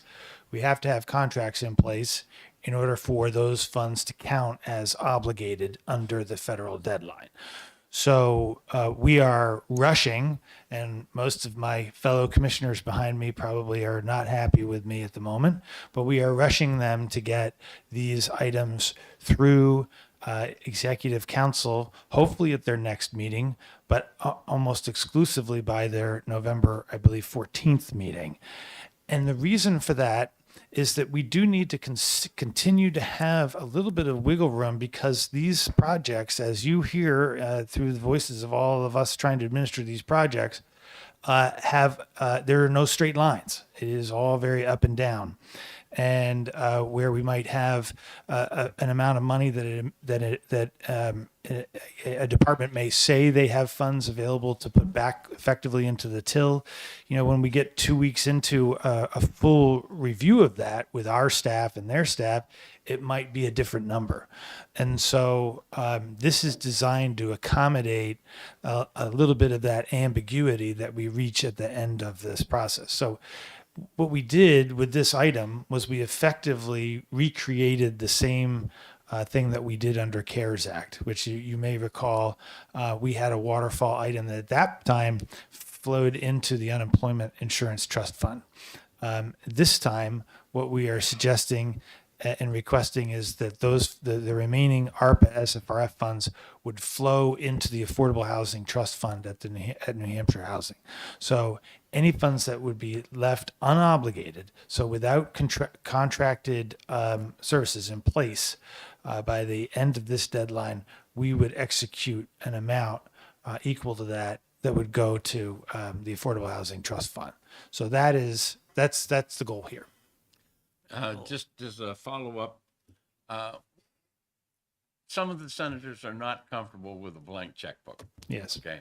Are not comfortable with, if a large amount of money is returned, that all going to housing when, in my opinion, the deferred maintenance of the state buildings is in terrible shape. And we could save money, in future budgets by not having people in leased spaces, but renovating spaces that we own. And so again, that's why the concept that I came up with was the guardrails. There have been conversations with me about people who would like to table this item until next month. But I don't think that we need to do that. I think that if you can look into your crystal ball and say, well, I'm guessing that the number would be, and we give you a reasonable amount of money over that, that we can both go home today and be happy. I'm not a good guesser. If I could just say one thing on that, I think to your point, Senator, if there were other projects, conceivably, let's say that we have a big contract out there that for one reason or another isn't able to be executed, and we have to rush something. I mean, and let's just say that that agency holds out hope until the last possible moment. So we're talking sometime in mid-December, and we have that project ultimately doesn't come together. Given the process and the procurement and that we would have to undertake to reassign those funds, put them through this process, put them through executive council, it starts to become a real challenge, I would think. And I'm just really very hesitant and super focused on making sure that we don't end up in a situation where we don't have an option and there's let's say $2 or $3 million left on a table somewhere, and then ultimately have to send that back to the federal government. And I understand the concern here. We did this under CARES Act. We've tried to model the same approach for ARPA, and understand that we will get to a point at the end of this year when it's a number that I really can't comfortably say and put the state in a position, if I get it wrong, of having to pay some money back to the federal government. Hopefully that's a fair statement. Senator Rosenwald. Thank you, Mr. Chairman. What I think I've heard you say or imply is that you don't believe there will be any more time to bring any more ARPA fund items to the November fiscal meeting. So essentially what I think I'm hearing is you want to nail this down today without us knowing how much is in that blank check. Or, I mean, because the way it's written, it just basically says anything that's unobligated prior to December 31st, 2024, which would mean it could come back next month for a vote. But are you saying or implying that there will not be any more ARPA fund requests at the November fiscal meeting because you don't think there's time to write contracts? So we have to do this today? A couple of things. There's a lot there, Senator. I think one is I'm not aware of any items coming to the November fiscal from ARPA funded projects.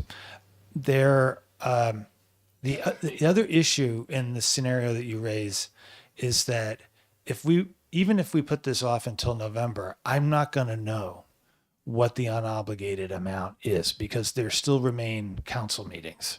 As much as we're trying to get all of those through, there are potentially changes that would occur, let's say in December, under either an existing contract or a contract that has not yet been fully executed, that could change and put us in the position that I've been describing. So I understand it's a little bit of an unknown.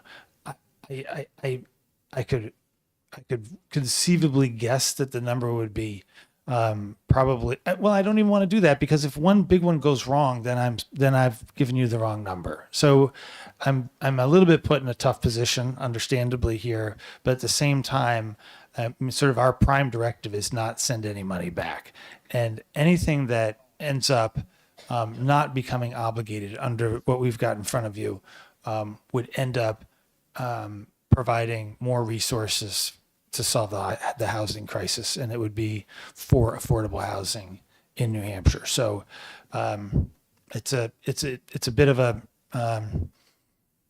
tough situation. Follow up. Thank you. I remember the CARES Act waterfall item, and you did know the number then. It was like $50 million.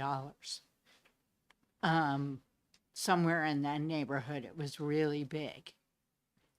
How is it that you knew in advance that number, but you don't think you're going to know this number? I would say that we, at that time, in my memory of this, Senator, is that we did not know the final number. I vividly remember running numbers and calculations with the Gopher staff on Christmas Eve on what those numbers would be as we reached toward the end of that CARES Act deadline.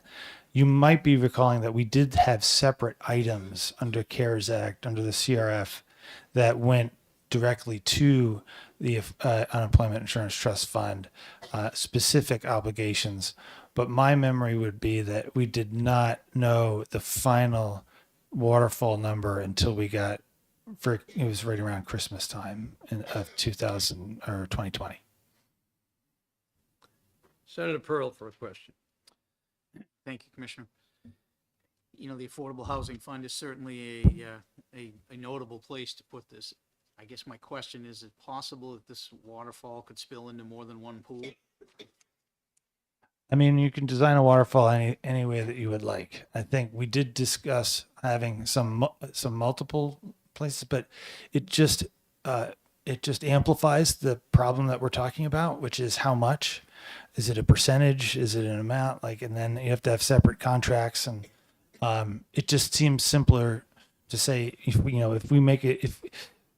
We certainly see both in my Gopher life and my BEA life that the housing crisis is probably near the top of the issues, and we've tried and we've invested a good amount of money of ARPA funds into that issue. That at the very end, that would be probably one of the most effective places to put that final amount of that we just don't know what that number is right now, and accomplish an important goal for the state. Thank you. Further discussion. Senator Gray. If I could get Mr. Arlinghouse up to the thing, because I do want to talk about deferred maintenance. I mean,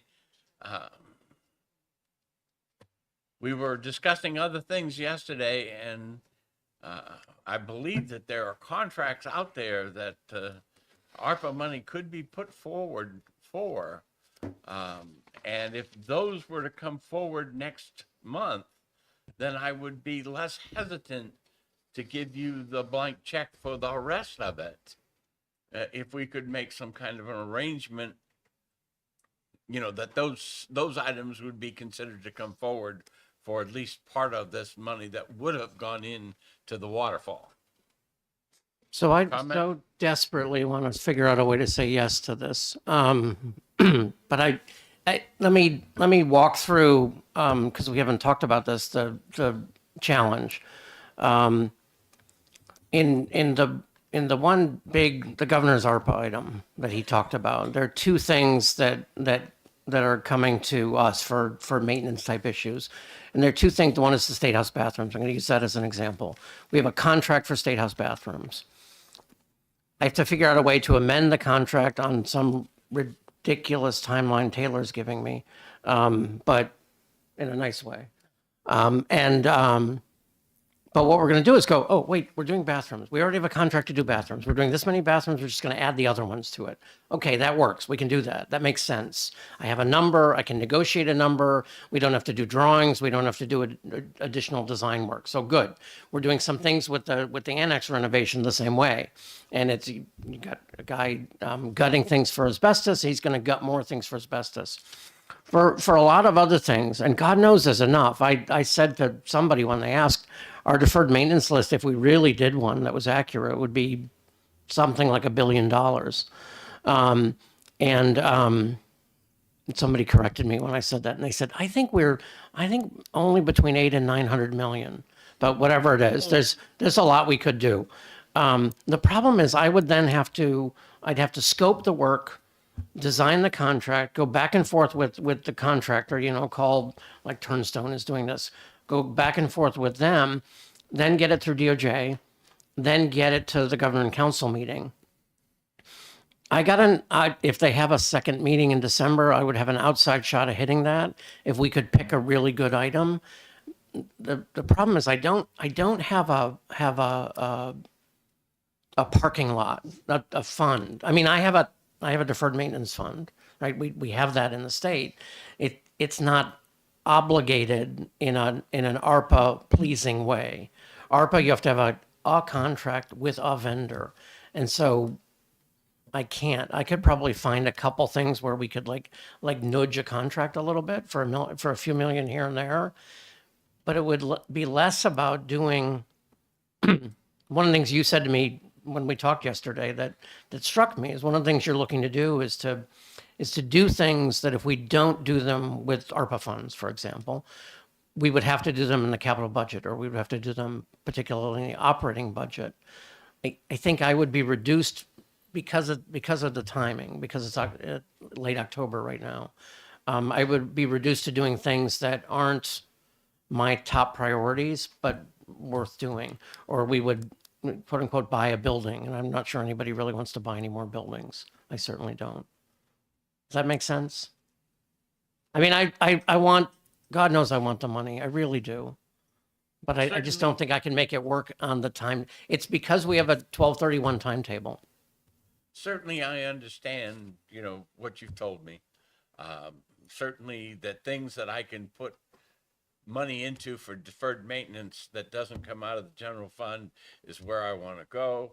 But I'm also not comfortable with an open-ended, waterfall that I have no idea whether it's, 20 million, 100 million, 200 million either.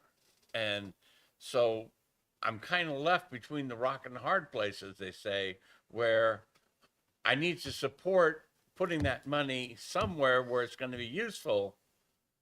But I've got other places other than housing, if there is significant money, that I would like to see those things taken care of also. So I don't disagree, Senator. And trust me, I spend more time, unfortunately, telling a lot of people that we may not have resources than I do telling people that we do, that have requested funds. So there is definitely that component to it. But as Commissioner Arlinghouse points out, we are at a point in time where it is really, really difficult for us to be able to move funds that we're still not 100% sure that we would have into a project that then had to go through a normal process. I mean, you have one more meeting in Fiscal Committee. We have just a handful of meetings left under Executive Council, all of which we need to have full approval from. And in the case of accept and expend requests twice, once here and once there. It just gets to be a timing issue as much as anything else. Further discussion?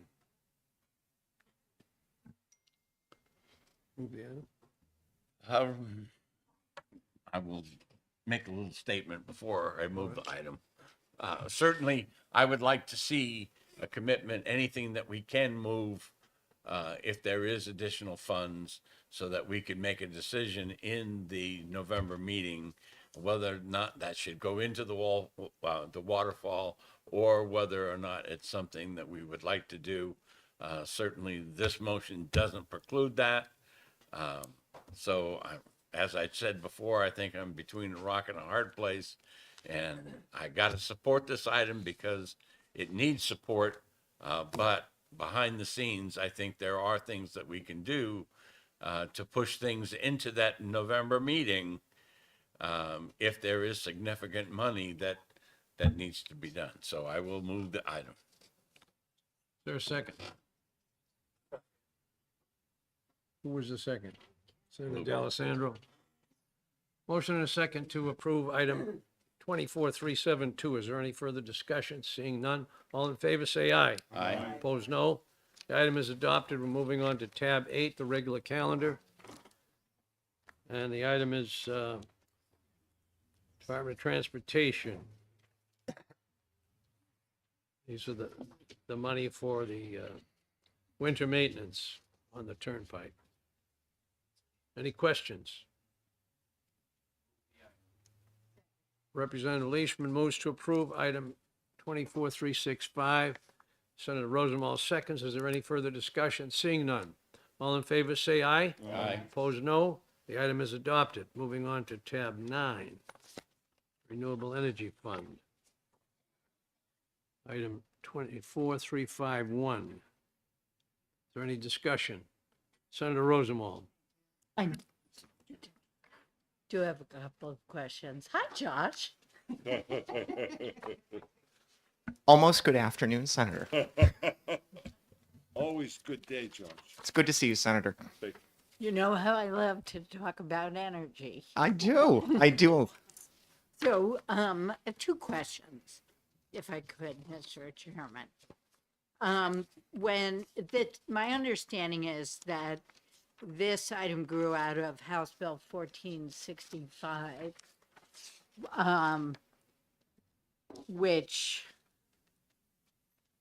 allowed the fund to be used for the Office of Wind Industry Development and Energy Innovation. At the time, the department testified that they would not need any more funds. So I guess my first question is, you told us in the spring you could do it within the existing budget. Why can't you? And then I have another question.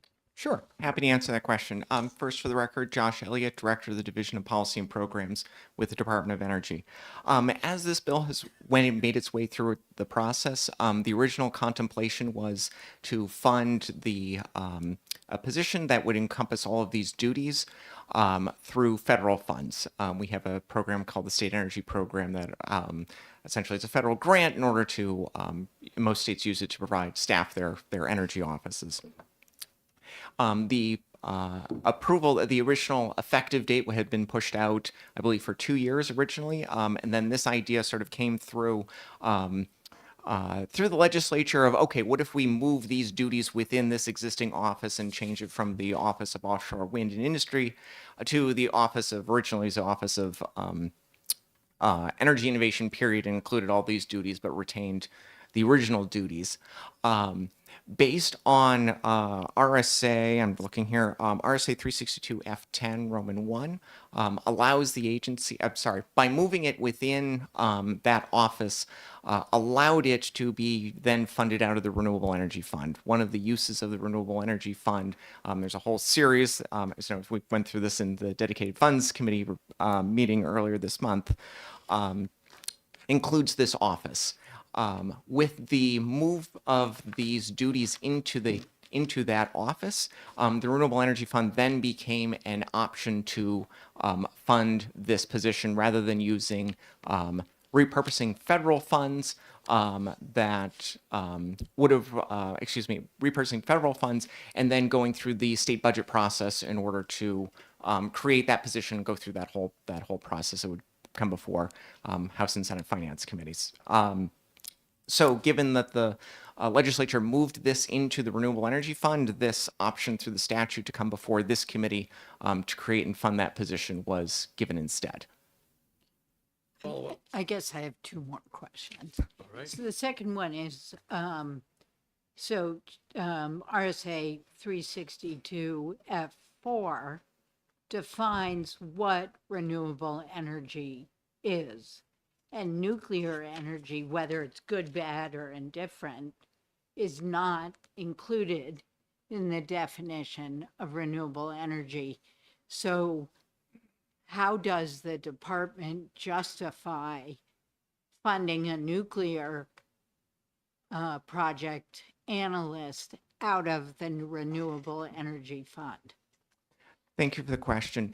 So this Office of Energy Innovation, or Offshore Wind and Industry and Energy Innovation, is sort of more of an all-encompassing sort of office. It's going to be looking at a number of other things, including battery storage, things like that. There are green hydrogen, all those sort of innovative things. I'm not going to touch the landmine as to whether or not nuclear is renewable. Depending on who you talk to, there's very strong opinions about that. So, and probably of no consequence to this committee.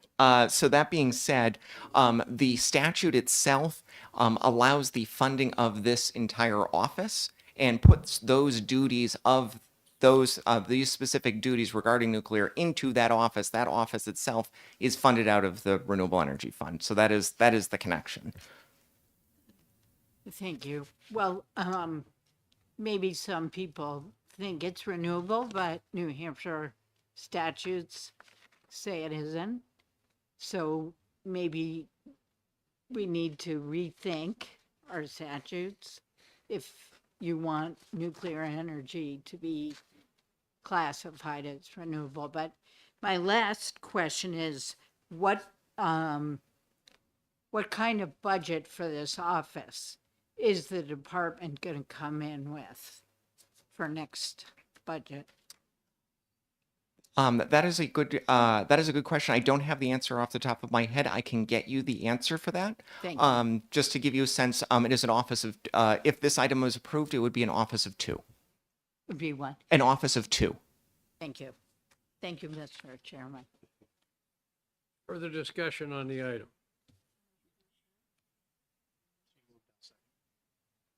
Senator Birdsell moves to adopt. Senator Pearl seconds. Do Any we have a further roll call?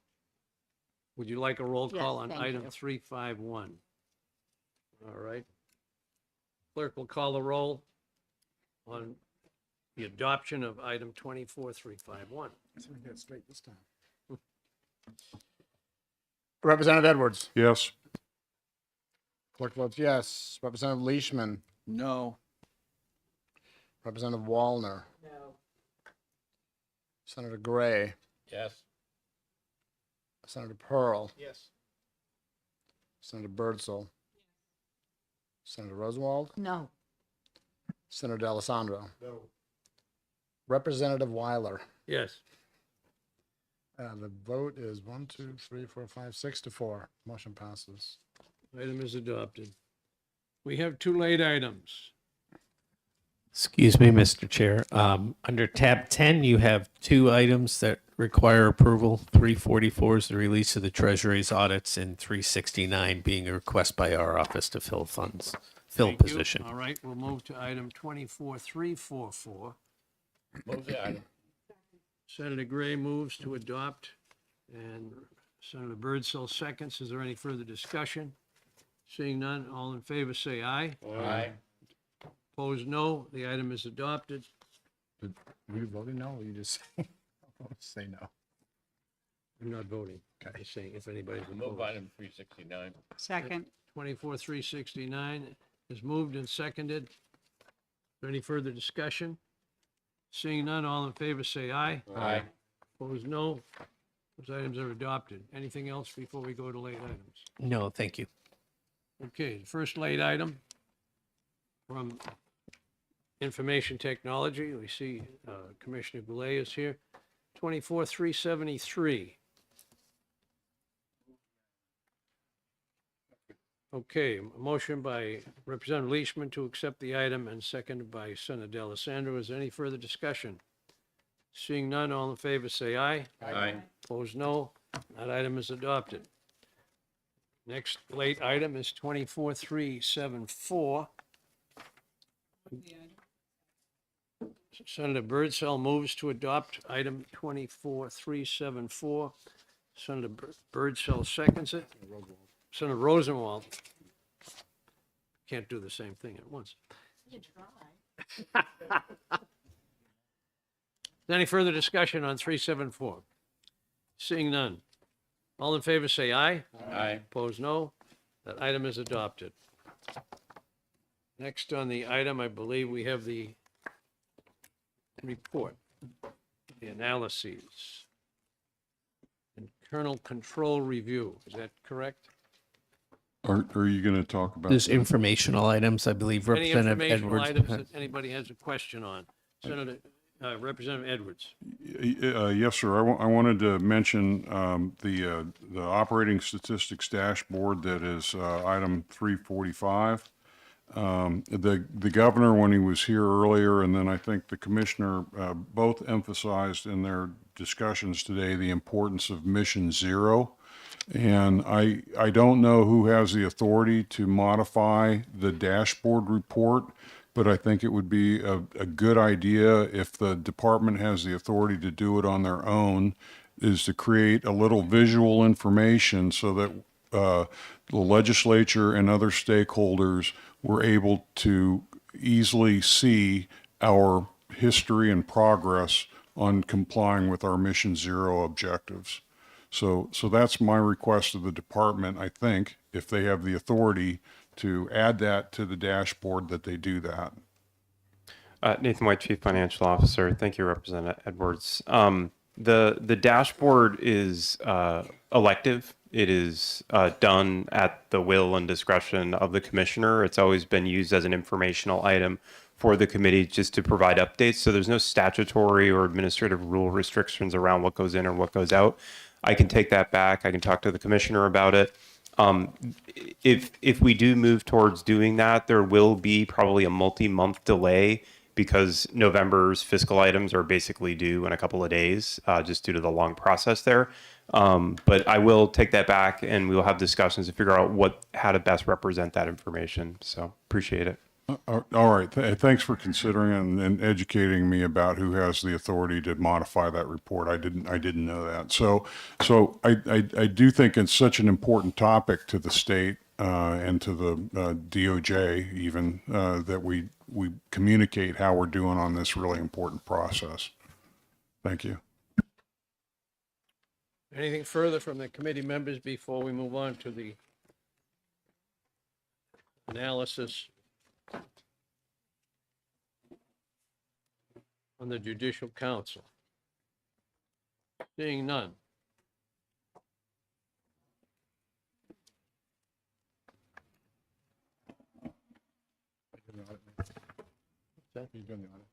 Yes. Okay. No, we're ready to do the Judicial Control, the Judicial Council.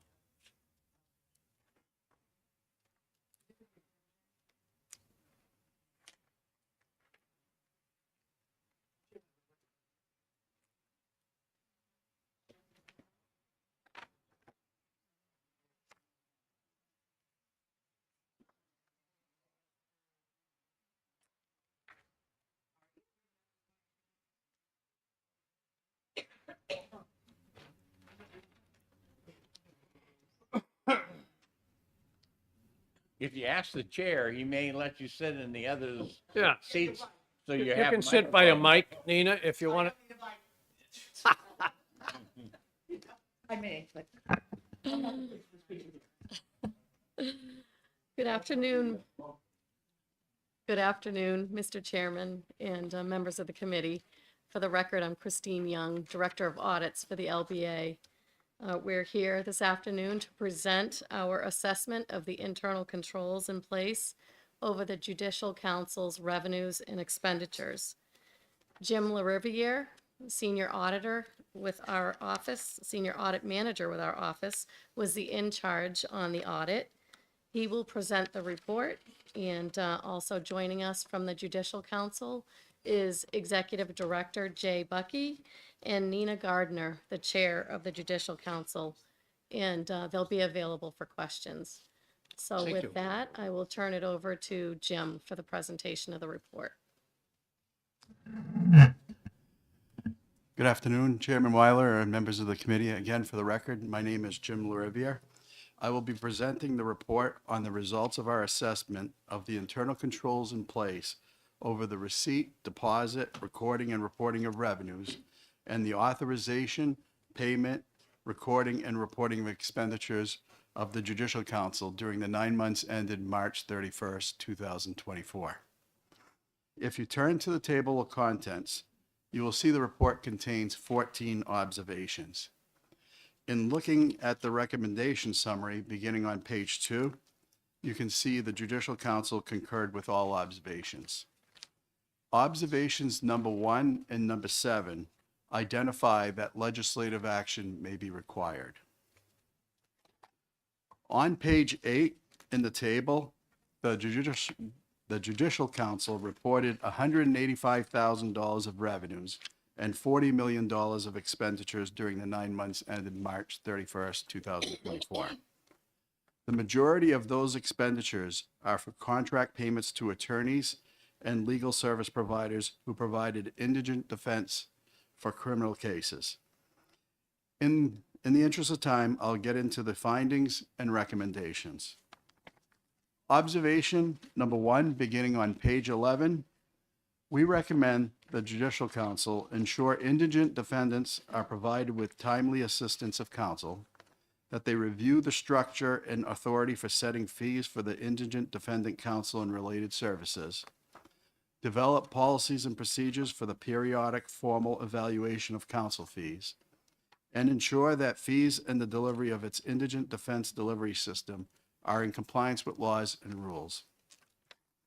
Observation number 2, beginning on page 16, we recommend the council, in consultation with the Department of Information Technology, replace its case management and billing system with a new system that is secure and meets its operational needs. The Judicial Council should also seek the cooperation of the judicial branch for the electronic exchange of data. The Judicial Council provides funding for the public defender, court-appointed special advocates, and legal assistants. In observation number 3, beginning on page 17, we recommend the council improve its oversight and contract monitoring activities to help ensure that those funded entities operate in compliance with administrative, fiscal, and other program requirements and objectives. Observation number 4 on page 20 recommends the council strengthen its core financial accounting resources by establishing a financial manager position to oversee its daily financial operations. Observation number 5 on page 21 identifies the Judicial Council's needs to strengthen controls in replacing its case management and billing system with a new system that could help prevent duplicate payments from being made. Observations number 6 and number 7 deal with conflicts of interest. Observation number 6 on page 22 recommends the Judicial Council establish a policy to address how to handle conflicts of interest and related party transactions. The policies and procedures should require the council members to properly report actual or perceived conflicts of interest to maintain the public's trust and confidence. Observation number 7 recommends the Judicial Council ensure its members file statements of financial interest in accordance with RSA 15A, and that the legislature consider amending the law to require all members of the council file a statement of financial interest. Observation number 8, beginning on page 25, identifies the need for council members to fulfill their statutory obligation. If members are unable to fulfill their duties on the council, a replacement should be sought through the statutory process.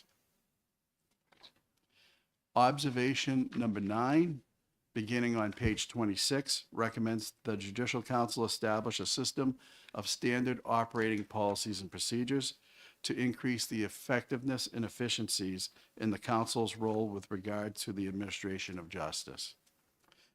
Observation number 10 on page 27 recommends the Judicial Council establish and document a formal risk assessment process and regularly review its financial and operational activities for indicators of risk exposure and monitor controls to address those risks. Observation number 11 on page 28 recommends the Judicial Council work with the Department of Information Technology to ensure acceptance of its 2026-2027 Information Technology Plan and implement procedures to comply with the law. Observation number 12, beginning on page 29, recommends the Judicial Council prepare, implement, and maintain plans that are fundamental to an effective system of internal controls, including formal strategic, continuity of operations, and disaster recovery plans. Observation number 13, beginning on page 30, notes the council does not have policies and procedures for instances when contracted attorneys providing services to indigent defendants terminate a case prior to final disposition, including not having policies and procedures for subsequently collecting outstanding debts from these contracted attorneys. Our last observation, observation number 14 on page 32, recommends the Judicial Council adhere to its statutory requirement of submitting a biennial report to the Governor and Council. The appendix, beginning on page 33, reports on the current status of prior audit findings contained in the Judicial Council's financial audit report for the 9 months ended March 31st, 2014. The status key at the bottom of page 34 shows the Judicial Council fully resolved 3 observations, had 1 observation that was in the process of remediation, and 3 observations that were unresolved. This concludes my presentation. I'd like to thank Nina Gardner, Chair of the Judicial Council, Jay Bucky, Executive Director, and the staff of the Judicial Council for their cooperation and assistance throughout the audit. We're happy to answer any questions from the committee now, or we could turn it over to the Judicial Council for any comments that they may have. Thank you. Questions from committee? Senator Gray. Certainly, I'm interested in knowing about 2014-1, 2014-2, those items, and I guess it's 2014-4, and also in the recommendations where it says judicial action, or I should say legislative action, who is going to be responsible for contacting somebody, because the filing period in the House is almost over, but Well, we have one in November. there'll be one in November, so I you've will only- be submitting legislation. Anybody Okay. on the committee wishes to co-sponsor, I will put you down as a co-sponsor. and the status of the ones that weren't resolved from 2014. Yes. Mr. Bucky. Certainly. In addressing in 2014, number 1, we are one of the agencies that has been referenced earlier today that is scrambling to encumber federal funds. We secured funding for a database replacement. We are working with a vendor currently, and we are hoping to have those funds encumbered by the end of the year. We're currently in the process of simply going back and forth with the vendor to finalize contract terms, so I'm certainly optimistic that we will reach the deadline at the end of this year to encumber those funds and to reach that milestone. I agree with the audit finding that the database certainly needs to be replaced. I think that replacing the database will yield a lot of benefits, not just for the Judicial Council, quite frankly, but for the judicial branch as well. I think it's going to be a real cost savings for both agencies. And 2? Yes. Again, we concurred with this recommendation. Currently, to meet this recommendation, what I have set up with NHPD is to regularize the meetings with them to go over steps they have taken to comply with audits they've had done, and just to simply set up a regular time and to document that to make sure that it's getting done not simply on an ad hoc basis, but that's formalized, regularized, and that's something that we can come back and show progress on at our next audit check-in. And item number 3, at least you've done partial on that, but item 4, again, there's no dots filled in on that one. Correct. Audit 4, no steps have been taken on that yet. Quite frankly, at least in my view, and I'm happy to take feedback, I view the other items, those are my priorities currently, to get those done as soon as possible, because the NHPD is our largest contractor. The database is very time sensitive, so currently my focus is on those 2, and then I certainly concur with that recommendation that risk assessment needs to be completed as well. And you expect to have all of those items completed by, I mean, it's 10 years now, right? Correct. 10 years since the last audit. I can only say I only took over at this agency in November of last year, so I can't speak to what happened before then. But I think I outlined in my responses the times that I thought that these various milestones could be reached, and we're certainly going to work aggressively towards meeting all the recommendations in the audit. And I should also take this opportunity to thank the staff of the LBA, Mr. La Riviere, and the time they spent at our office working with us, and they've been responsive when I've had questions about how to meet some of their recommendations. They've been helpful and forthcoming on making those suggestions and helping us move forward with meeting those recommendations. And the Fiscal Committee will expect progress reports as you complete these items. Certainly.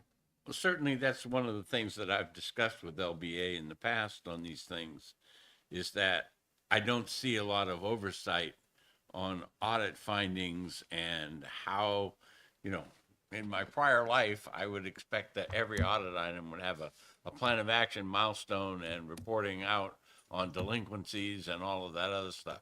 We don't have that here in the state. I understand that, okay? But there ought to be some kind of review at some point that says, I had this audit, I've still got these items, and nothing has happened or something has happened since. So just a comment on my end. Thank you. Representative Irv, for a motion. Oh, we don't need to. It was pre-released. Oh, it's already been made? Okay. So date of next meeting. Mr. Bucky, leave me some contact information so when I work on the legislation, I can be in touch.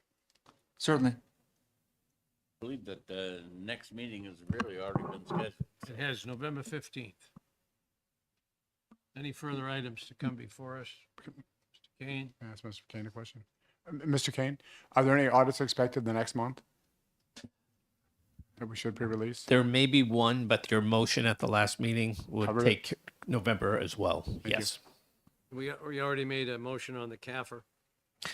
No, that would, if there's an extension or a release request, that would come at the November meeting. So you should see that on the 15th. Very good. Anything else to come before the committee? We are adjourned. Thank you. Thank you. Thank you. One never loves audits, but this was lovable. I mean, Thank you.